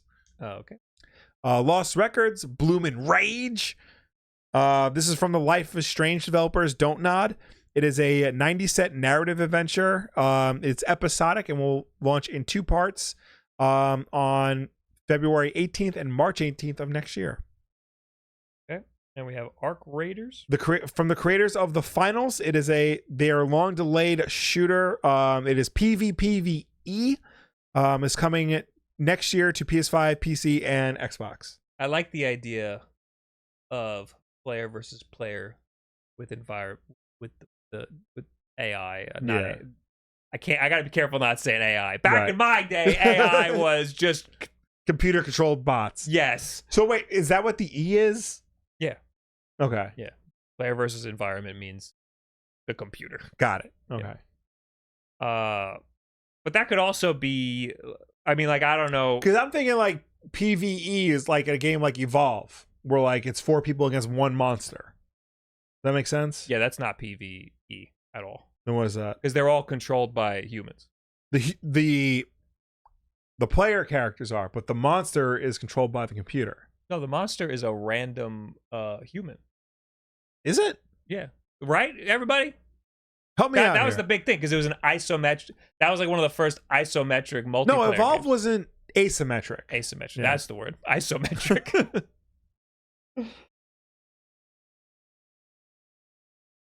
Evolve was asymmetric multiplayer. Okay. Yeah, that was like the big monster deal. was control. Okay. That was like the first Yes. version of what do you call it? Like the Friday the 13th Yes. type of game. God, like people really tried to make that gameplay style like a thing. Yeah, it was cool for like a little bit. Yeah. And, then, And it's it amazing kinda how fell like apart. out of all the games, Friday the 13th was the one that hit. I know, you'd think Evolve would have been Yeah. bigger than. I mean, Evolve was like big for like a hot minute. and then it like completely crumbled.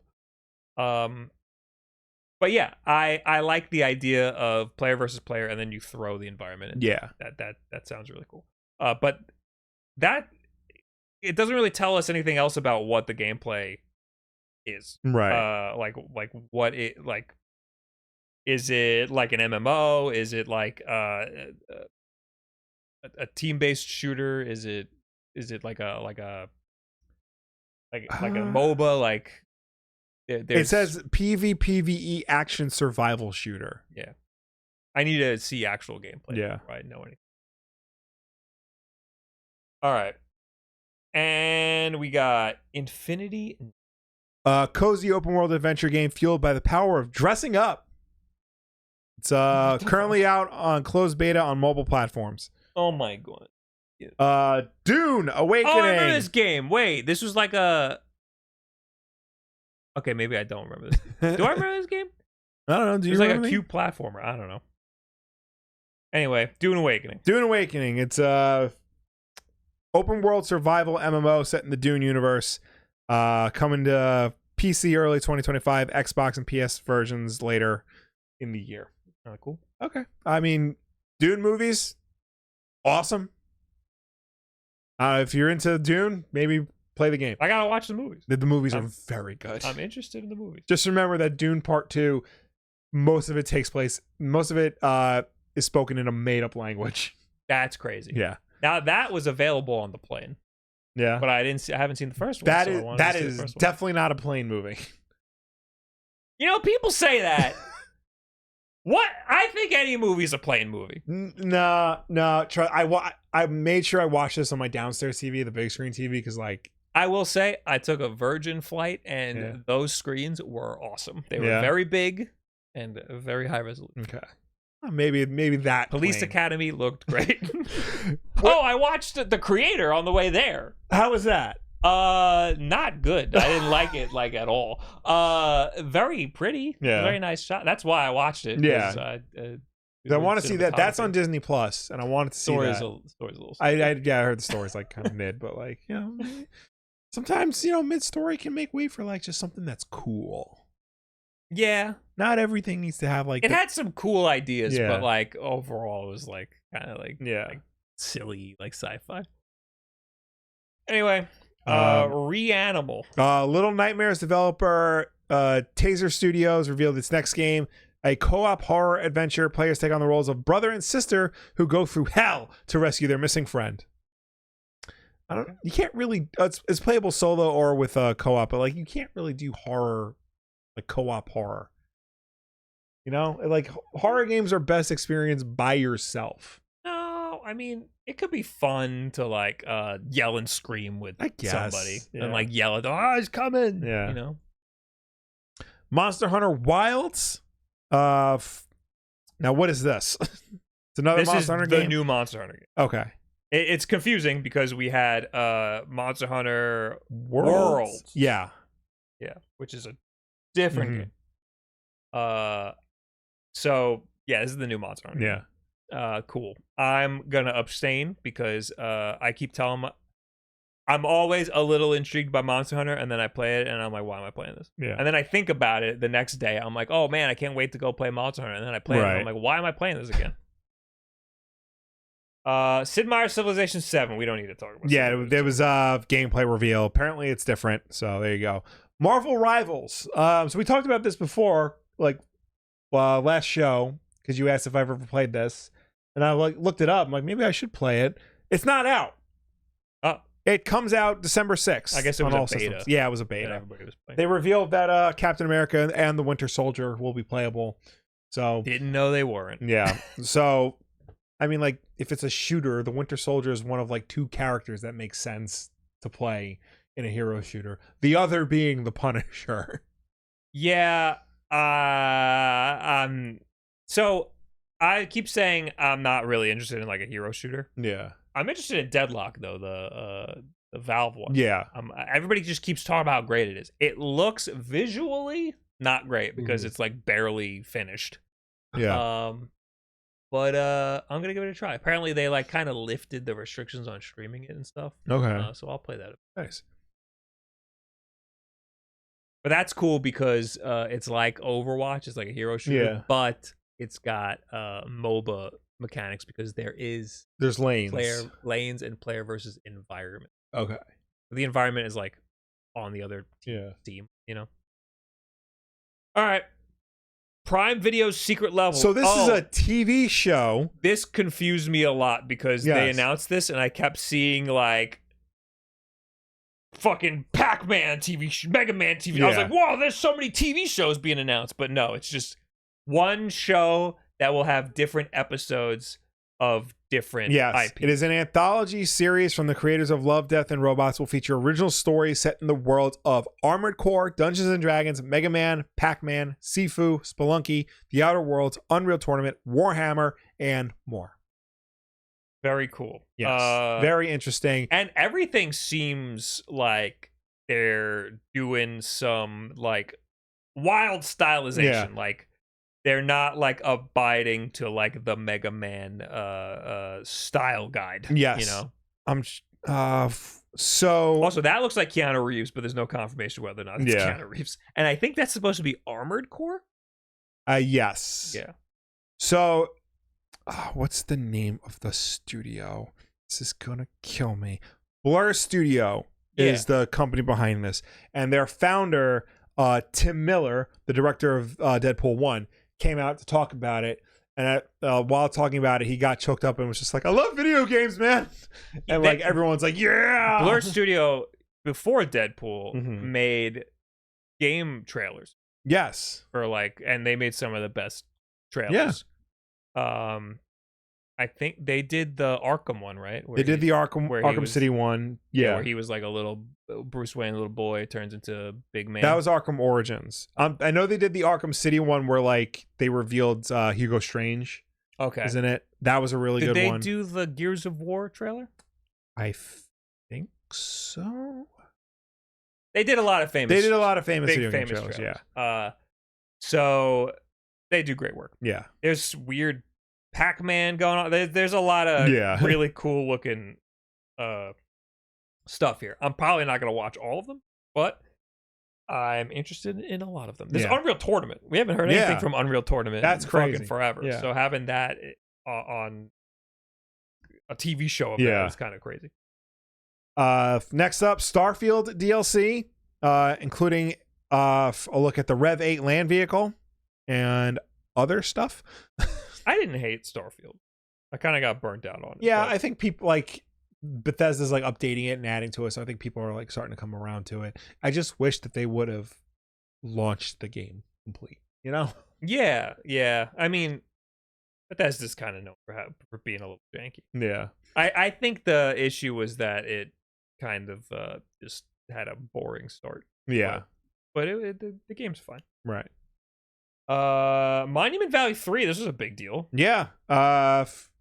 It will arrive exclusively on Netflix games December 10th. So does this mean I can get it on my iPhone? Yes. Okay. I will probably play this. Monument Valley is one of my favorite mobile games. Right.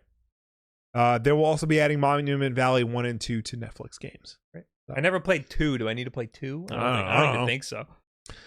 Arkham Shadow, the next Batman Arkham game, is going to be the meta Arkham Shadow, exclusive to MetaQuest 3. They showed off gameplay of it. It actually does look like an Arkham game, but it's in VR. I wouldn't. So I will it would be anything else. I will be watching. Yeah, because like they actually tried to replicate like the counter system in it. So will this be playable on my Quest 2? No. It is only on the Quest 3. Well, so I will be watching a Let's Play of this. Yeah, that sucks. Yeah. Masters of Albion. Yes, this is the spiritual successor to Peter Molyneux's Fable. So Fable. Really? So Peter Molyneux created the Fable series. Right. He left Lionhead Studio to form his own thing, and he's doing like a Fable type game. Interesting. Yeah. Okay. That's cool. Good for him. See if it actually lives up to expectations. Squid Game Unleashed, a survival game inspired by the Netflix series Squid Game. This looks like shit. Yeah. Cool idea because it's like Fall Guys but with Squid Game IP. Have you seen Squid Game? No. I've seen a little bit. I didn't finish it, but like I've seen like the first few episodes. It's very good. It's actually it's one of those shows that like, you know how like everybody watches the show and everybody says it's good and like you're skeptical of it. It's genuinely very good. I don't understand, like, I know I do understand why. Money, but like Terminator reference. That was a Terminator reference. Like they keep doing like all these like fun and wacky like spin-offs and stuff of Squid Game, and Squid Game is essentially a horror show. It is terrifying, it is scary, it is brutal, it is dark, it is awful. But like, let's do a Squid Game let's do a Fall Guys knockoff. Let's have a reality show based on Squid Game. Yeah, literally like the movie or the show is trying to like prove a point that like this is bad. It really undermines the point. And then you're like, let's do a reality show. Yeah. Diablo 4, Vessel of Hatred. Yeah, it's DLC. And that's it. Okay. I mean, you know what? all in all, pretty good announcements. Yeah. Uh, Decent amount of announcements. Some interesting things here. I finally have a release date for Indiana Jones, so I'm happy. I can go home. you know what? It's just that I don't know. I guess I'm trying to rationalize why I thought this was a good set of announcements versus why I thought Nintendo's was a bad set of announcements. And I think it just boils down to that I don't like JRPGs. And there's just usually so many JRPGs in a Nintendo announcement. Right. And like I'm not that interested in all of these games from Gamescom, but they seem unique and interesting and look cool. Yeah. You know? And whereas if you just throw a JRPG in my face, I don't care how unique the mechanics are to the JRPG, I'm never going to be on board. One of the podcasts I listened to, like they were gonna play Chrono Trigger, and it was one of those things where like, you know, all the hosts were gonna play it, and they encouraged their audience to play it too, to like, you know, so that they can like have a full discussion of it. And I'm like, do I really want to play Chrono Trigger? Do I feel like I want to play Chrono Trigger? And then I found a ROM hack called Chrono Trigger Easy Mode. Oh, so I think I'm gonna like, you know, check that out. Maybe I'll be able to plow through the whole game and like experience it for like a dummy's perspective. So how does easy mode make it easier? I imagine like it dumbs down the random encounters and like the necessity to like level up every 2 minutes. So I don't know. I'll check it out and I'll let you know. Okay. But like that got me excited. More ROM hacks like that, please. I could be swayed into playing a genre of game that I don't like. Yeah. But you know, it will be Yeah. like I feel like Persona I might like. Yeah. Problem with Persona is that it's 90 hours. Yeah. All right, so cool. I think there were some cool announcements at Gamescom. We gotta plow through the rest of this because we took a long time. All right. We finally got the Sonic 3 movie trailer. This was awesome. I really need to watch the second movie because this is exciting. So yeah, it's Keanu Reeves' Shadow. That got announced like a few days ago. Yeah. And I was like, I heard that already. Also, by the way, I was just here. Yeah. Big Ben, you got friggin' the Tower Bridge. I was just there, baby. There you go. And now they're wrecking it. But no, it was announced. They just announced officially that Keanu Reeves is Shadow. But it was like rumored for the longest time. It was reported months ago. Yeah. But I guess it was never officially announced. Right. So yeah, it looks cool. He's not snowboarding down the streets of San Francisco. So already this movie is a 0 out of 10. I hate it. I don't like it. Also, on that note, judging from the trailer, like the tone of the trailer, the visual aesthetics of the trailer, this doesn't look like an adaptation of Sonic Adventure 2. It looks more like an adaptation of Shadow the Hedgehog. I think it'll be a mix of everything. I mean, yeah, but like by the same token, I feel like they jumped out of the helicopter right there, but he's not snowboarding down the streets of San Francisco, so fuck this movie. But like, I just feel like they might not have understood the assignment is what I'm trying to say. I have faith that there will be a lot from Sonic Adventure 2. You got Maria there. You got well, she's in Shadow the Hedgehog. I am really hoping for a big epic Super Sonic Super Shadow fighting giant lizard in space. I'm really hoping for that because that could be a really cool moment. Yeah. Sonic and Shadow teaming up to beat the shit out of Robotnik could be really cool. Yeah. They're going to do that. Yeah. There's no way they don't do that. It's weird that you see at the very end of the trailer, this feels like a huge spoiler, right? But there's Robotnik and his grandpa, or whatever. Charles Robotnik, the guy who made Sonic. Shadow, sorry, and they're in the same frame. Yeah, like meeting each other. Why was that in the trailer? That should not have been in the trailer. It feels like something that should be a surprise in the movie. Yeah, I guess they want to like hype up the fact that there's going to be 2 Jim Carreys in this movie. Yeah. Also, they want to use Jim Carrey because he's the big Right. the big guy.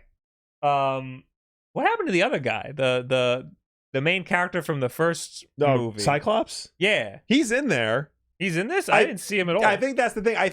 I also haven't seen the second one, but I think they are lessening his role as these movies go on. Because I think they realize, like, oh, people will come see a Sonic the Hedgehog movie for Sonic the Hedgehog. Yeah, we don't need like a random white male to lead the movie. We're cool with having a little blue guy.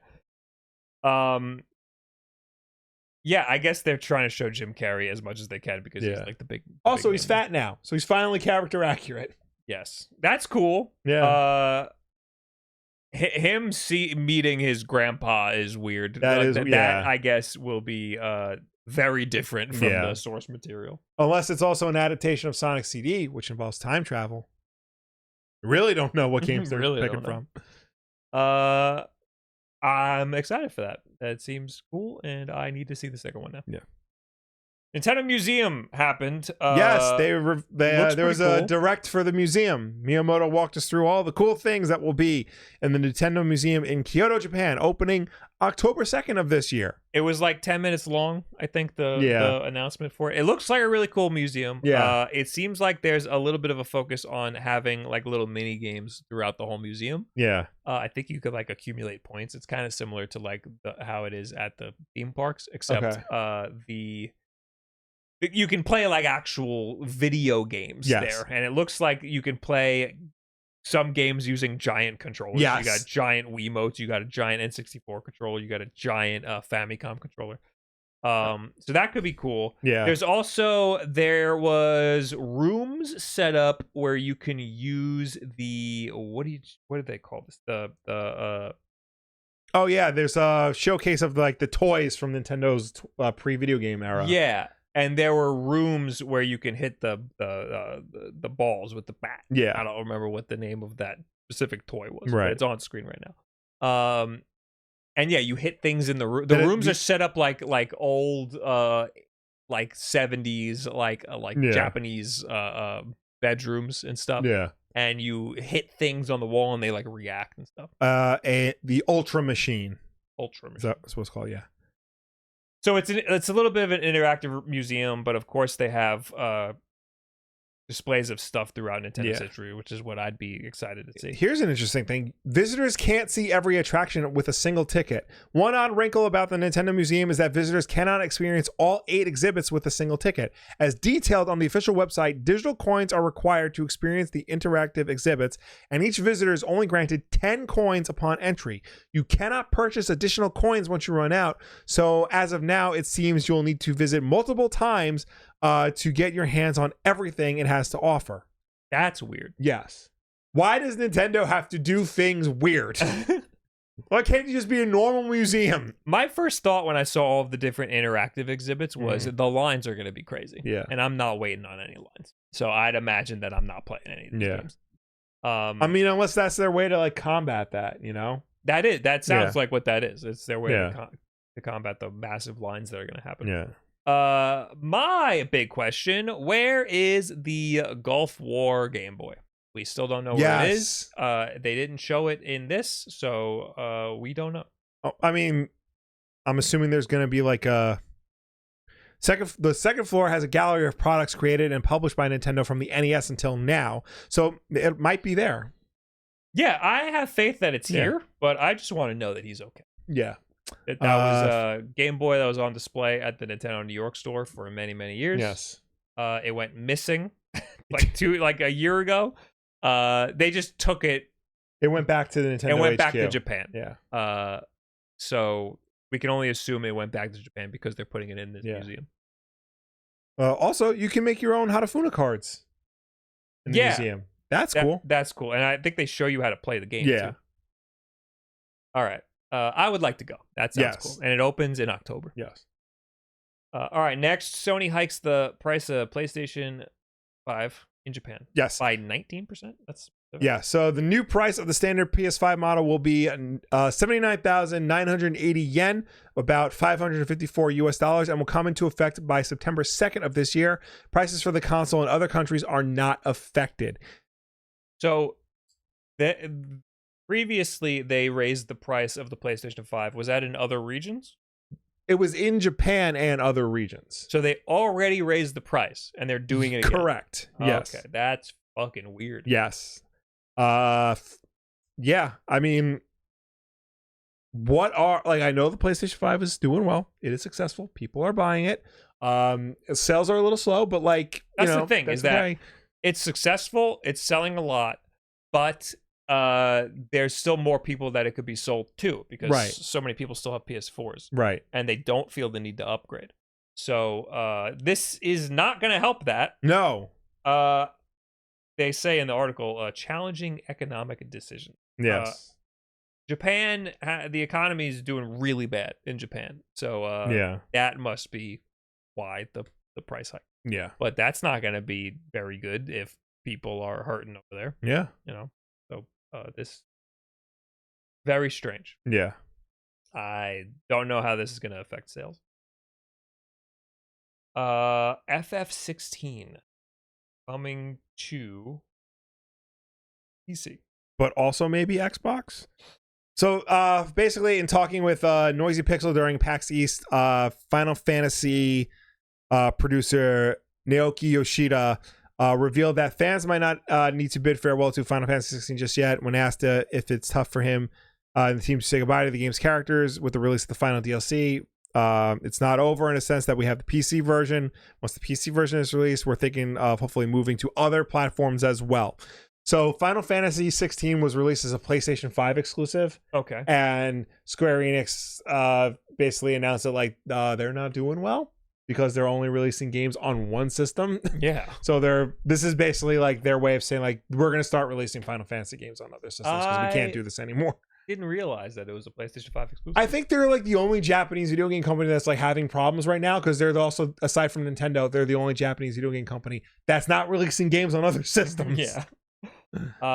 Square Enix has been doing rough for a while. Yeah. Yeah, there's a lot of talk that Sony was gonna buy them and stuff. No, that game sold really well though. Yeah. So, well, I don't know, because Square Enix puts some wild expectations on their own game. Well, so I know the Final Fantasy VII Rebirth Part 2 of 3 of Final Fantasy Remake didn't hit the same sales numbers as Final Fantasy VII Remake did. And I guess Square thought that it would, even though it's PS5 only and half as many people own PS5s as they do PS4s. Yeah, I don't know who's doing their target. Yeah. That doesn't make any sense. So,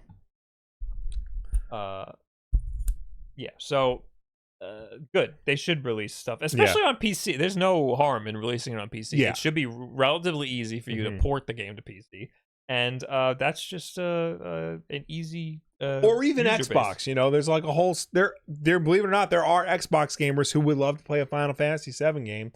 Or Final Fantasy game in general, who don't want to shell out money for another system. Okay, so the reason why it might be hard to do PC is you got the system requirement. Right. You got to develop it for a bunch of different variant hardware. And the reason why it would be hard for Xbox is the fucking Series S. Yeah. You got to develop for the Series S. Right. Which is why Wukong, Black Myth? Yeah, Black Myth Wukong. Yeah, the greatest game of all time, unless you're woke, and then it's not the greatest game of all time, or some dumb shit like that. I don't understand that. I remember the first thing I ever heard about Black Myth Wukong was the CEO fucking being super sexist. Yeah. Right? And then it's everyone forgot about that immediately. And I was like, isn't this that game where the guy was no, a shut huge up. That's what the Wolf Mind Virus wants you to think. And then now the game's out. And then is that one of the stories?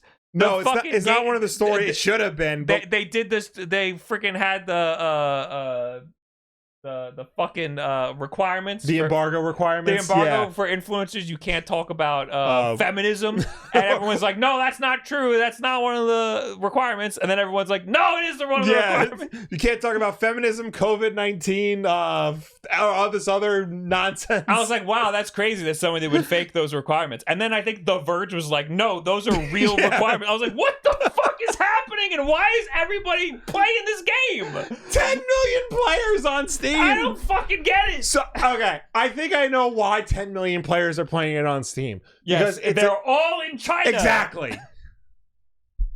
And they don't fucking care about feminism over there.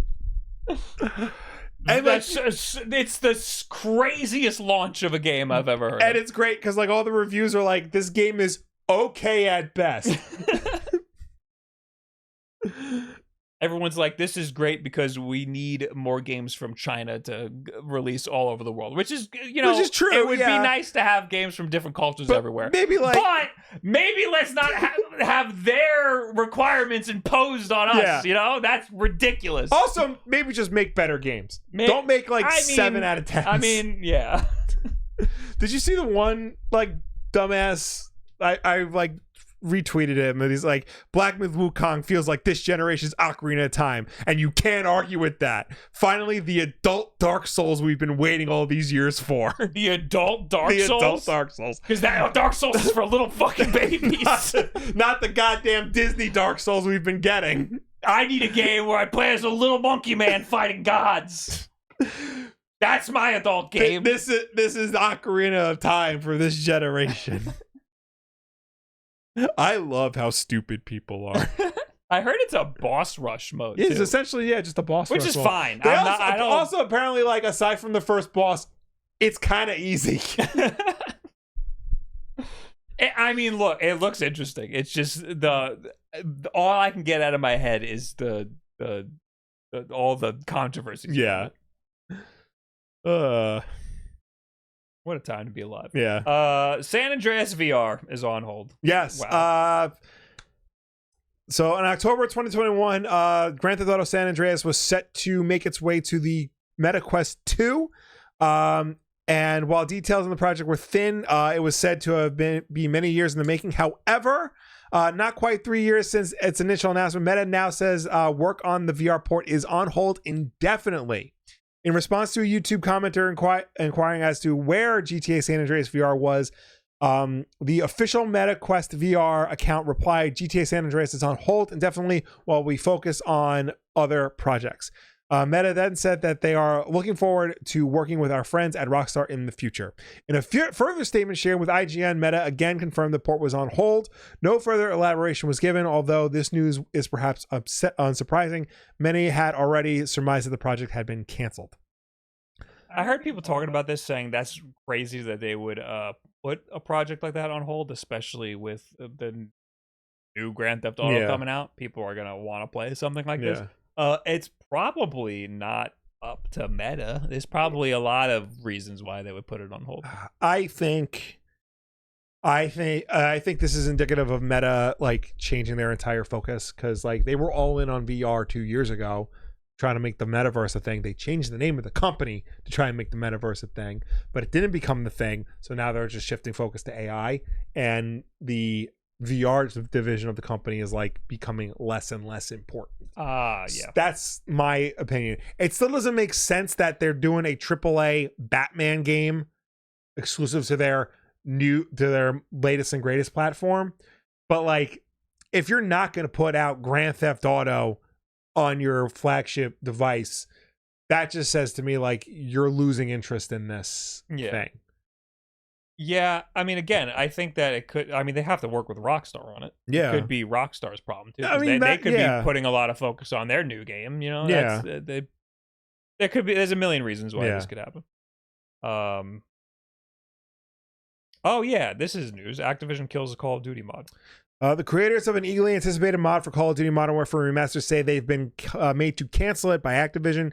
H2M is a mod for Modern Warfare Remastered that was set to be released on Friday and promised a refresh take on the multiplayer portion of the original Modern Warfare 2.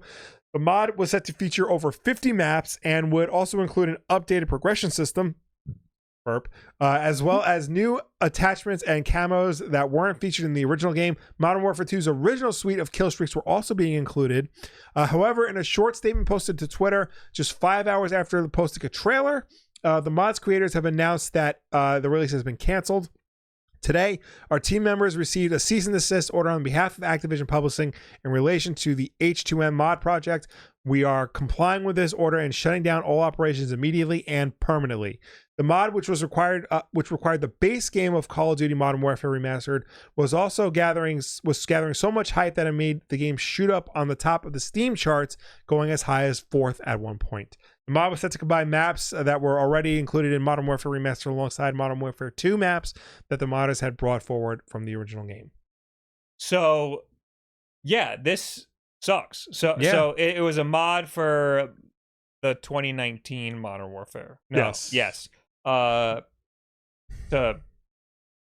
add some stuff to the game. Yeah. And it was so popular that everybody was buying that version of the game. Mm-hmm. And I guess Activision saw that and was like, no, we want people to play Call of Duty HQ. We want everybody to buy all of our to get enticed to buy all of our microtransactions of the game. Yeah. It's not enough for people to spend $60 on a fucking 5-year-old game. We'd rather them get suckered into downloading our free-to-play game and buying microtransactions. Yeah.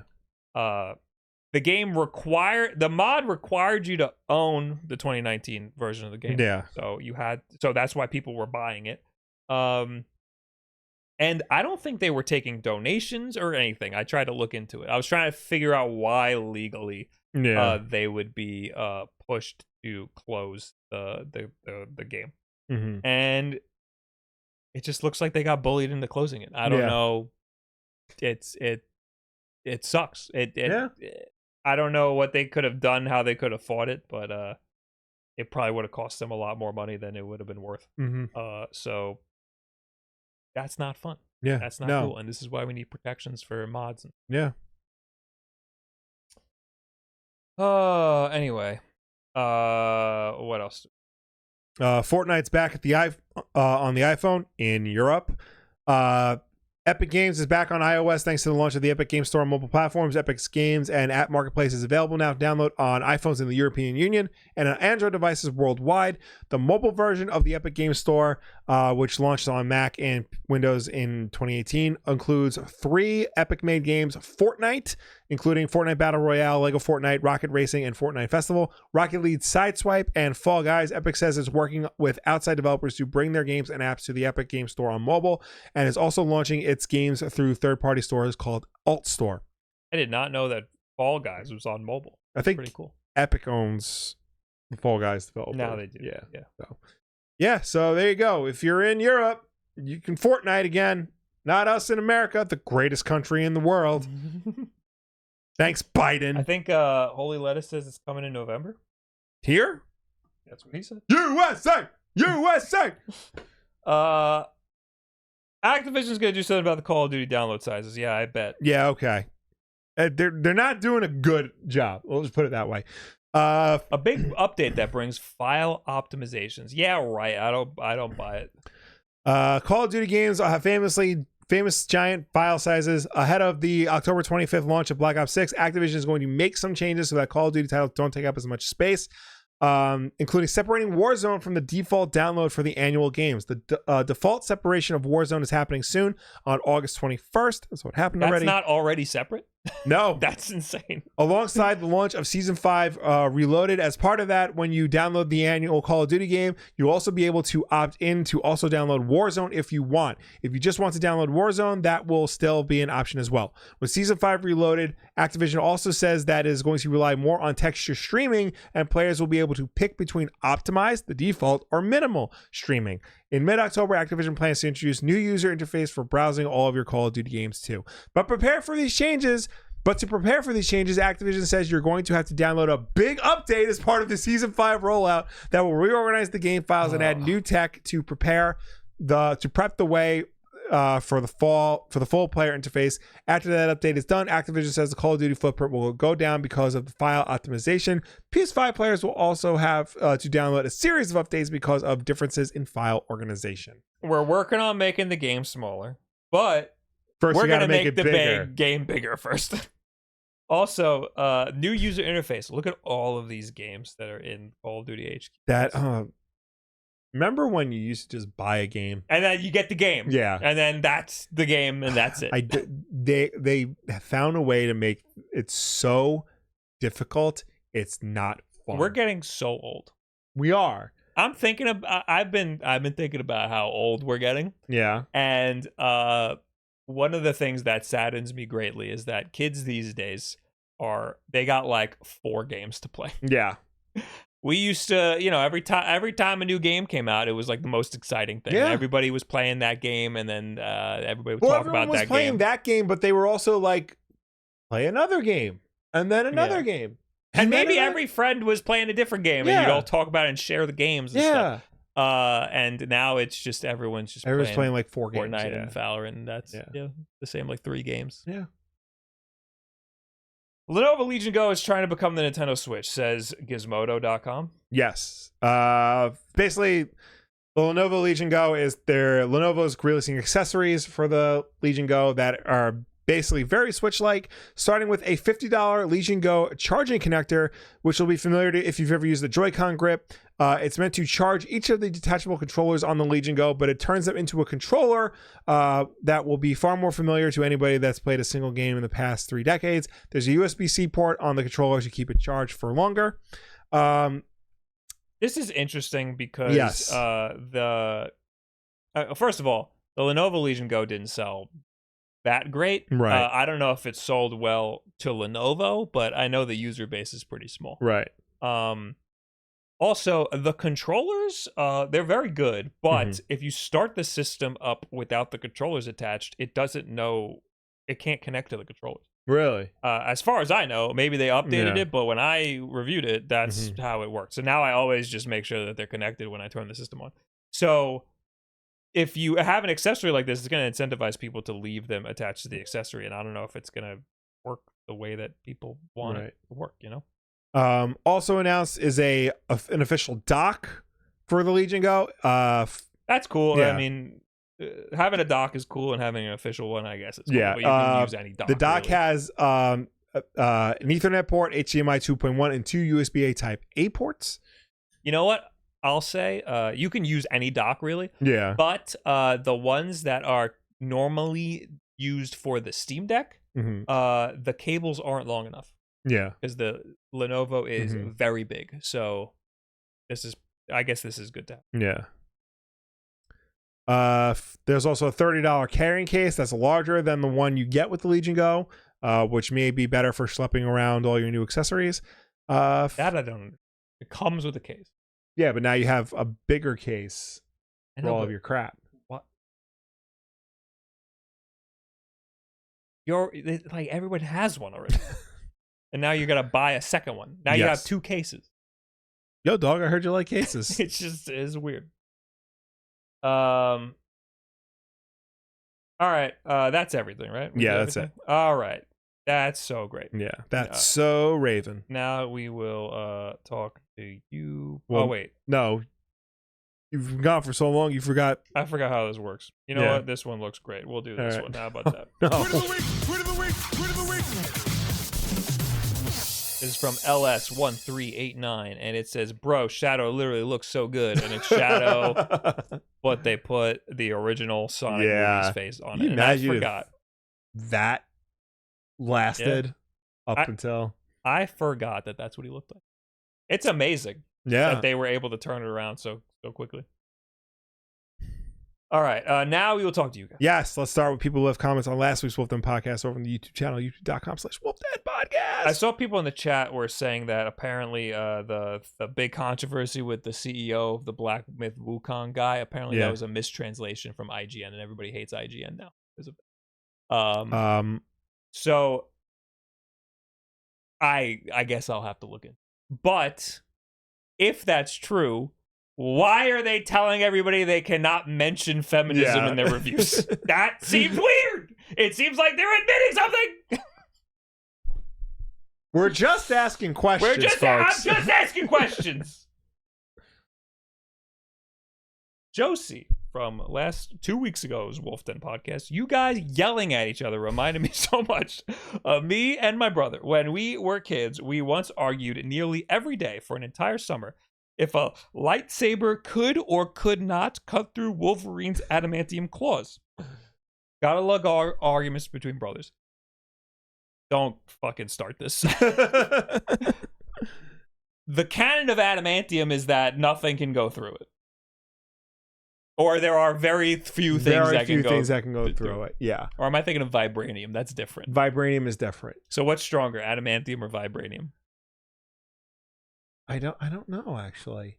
Cuz like vibranium like is better at absorbing like energy. Okay. But like adamantium is just like incredibly strong.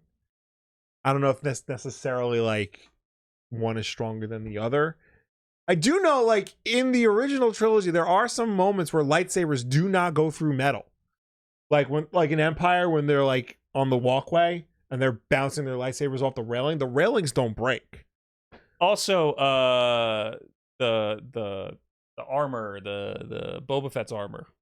What's it called? The Beskar armor. Beskar armor, supposedly lightsabers can't go through Beskar. Right. And so it sounds like Beskar is kind of like adamantium or Yes. vibranium. I don't know why we're getting on this. Also, Sean No Bananas in the chat says, I watched Alana Pierce's coverage. Definitely wasn't a mistranslation. No one could source the mistranslation. Sounds about right. Sounds about right. Again, why would they put it in the fucking notes for the reviews? Anyway. We're just asking questions. I'm just asking questions. 7 says, I love how the character creator carries over through the Mass Effect trilogy. I completed all 3 back on Xbox 360 and recently bought the Legendary Edition on Steam. Still had my name Shepard code, so I could just type it in and she was right there. It meant so much because she is my personal Shepard. Oh my god. And I can't imagine the character having Jennifer Hale's same voice but looking different. I mean, that was a big thing because we talked about Mass Effect on the backlog last time. That was like the big thing. Like, because of all the dialogue options and the personalization to your character, it really became your character that you were with through this like 90-hour odyssey through space and whatnot. So like, I get that. That sounds like the coolest thing about Mass Effect is having the character go through all of the different games. And I didn't know you can bring it over to the Steam version by just having a code. That's cool. Yeah, very cool. Mr. Fixit says, seriously, the best entertainment news of my week. Thanks, Will and Bob, for keeping this going. It is appreciated. Well, I'm sorry we missed a week. You guys are awesome. Bob has me planning my own custom fight pad, and Will always has me wanting to read more comics. Thank you for being here. Barry says, I hate it when dad and dad fight. Won't somebody think of the children, the viewers? And Mr. Sneck says, are either of you going to play Warhammer 40,000 Space Marine 2? No. Doesn't sound like I will. All right, now we're in the chat. God help us. Guys, my toe problem is just a mistranslation, and you are not allowed to talk about my non-existent toe problem. Okay. What's your guys' thoughts on the limited run Shadow Generation physical edition? It looks awesome. It's Sonic and Shadow standing on top of a Dreamcast. Oh, it's really cool. Okay, yes, I have seen that. Among other things that it comes with, but that's really the only thing that I want.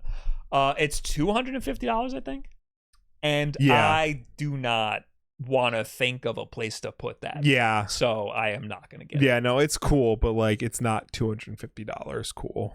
I got too much shit. Yeah. I'm proud of myself. I decided I'm not going to get the McFarlane Toys Kickstarter spawn, the medieval spawn, even though it looks fucking awesome. I just can't justify spending $60 and then another $20 for shipping. It's for me, it's just the first thing I think of is where is it gonna go? Yeah. And I don't have anywhere for these things. From the Sonic 3 trailer, I think Maria will die from an explosion and not being shot. Not sure if you guys noticed that. No, I didn't get that. Again, there's different my understanding is that there's different canons. Is that she gets shot in the show, in the Sonic X show, and also Shadow the Hedgehog, the game. I don't know what it is in the game. I'm imagining she gets shot in the game. But in Sonic Adventure 2, she blows up in space. Yes. My canon is Sonic Adventure 2. Yeah. I'm gonna see if like the Sonic fandom wiki says anything. Lord DC says, I will be highly disappointed if she does not get shot. She is a child in this movie, so I'd imagine she's not getting shot. According to the wiki, Maria ended What wiki is this? The Sonic fandom wiki. Okay. So it's just Maria the character. Maria Robotnik. Maria saved Shadow by initiating his escape pod launch with him inside it. However, the gun soldiers were right behind them, and Maria ended by being mortally wounded by a gun soldier's gunshot. So what's the source? Because that I saw in the Sonic X show. That's literally what happens in the show. Sonic Battle for the Game Boy Advance. What the fuck? What? That's what it links to. Okay. With her last strength before saying goodbye, Maria asked Shadow to protect the world for her sake and give everyone a chance to be happy, just as the Black Hedgehog was jettisoned from the Ark afterwards. As Maria perished, her parting words were, "Bring hope back to humanity." For the record, these are the cutscenes in Sonic Battle. Have you ever played this like game? This? No, I've never played this game. It's a weird game. It's like a Sonic arena fighter. It's not great. I need to see the Maria cutscene in this. Maybe they just talk about it. Maybe. All right. Whatever. We'll get back to you. We'll get back to you. Bob, how do you like the X100-6? That is the Fujifilm camera. It fucking rules. It took me a while to kind of figure out everything about it, but I like it a lot. I'm going to talk about it a lot in this week's video. So it's great. The only problem with it is that it's like impossible to get. Guys, there are more people watching this podcast than people playing Concord right now. Yeah, that game's on. Yeah. I don't know. I don't really. Yeah, I mean, I understand it's a PlayStation game, so I'd imagine more people are playing it on PlayStation. I don't know why they decided to make the game. Well, because there was a whole push to do more live service games and more online games.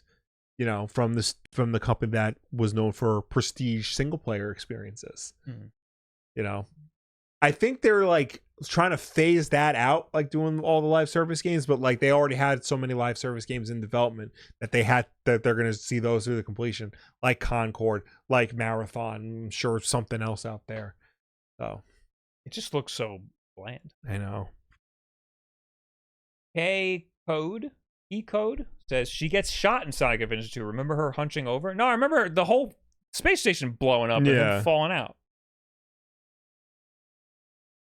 Am I getting it confused with Trigun? Maybe. Which has a very similar it dynamic. Does. Yeah.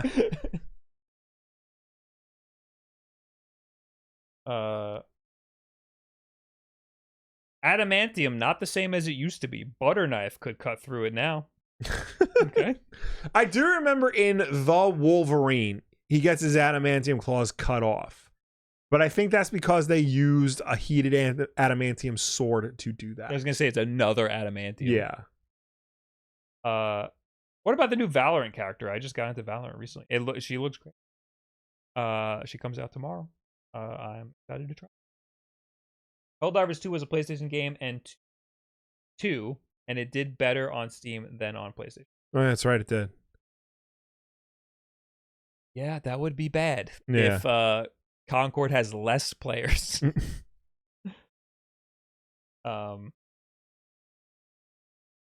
Best thing about Concord is its DualSense.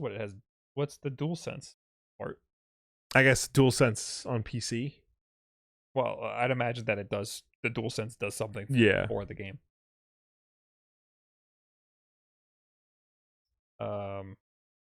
Surely after Lawbreakers, these companies would realize there isn't any more space in the hero shooter genre. Well, you got Deadlock coming out. Yeah. People are saying it's like the best thing ever. So. I mean, like, you would think after Suicide Squad, people would, relax on live service games, but no, you'd be wrong. Nope.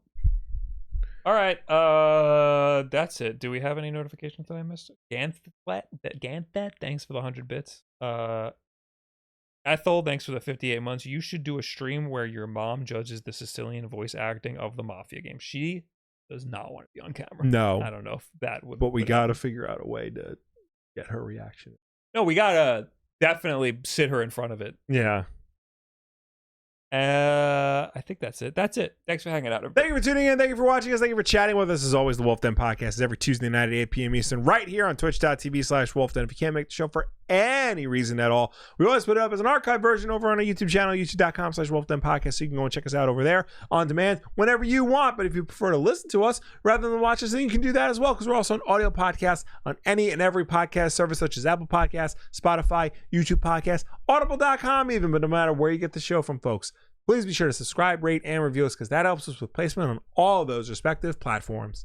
All right, go say hello to AJ. I will have a video this week about all the stuff that I brought with me on my trip.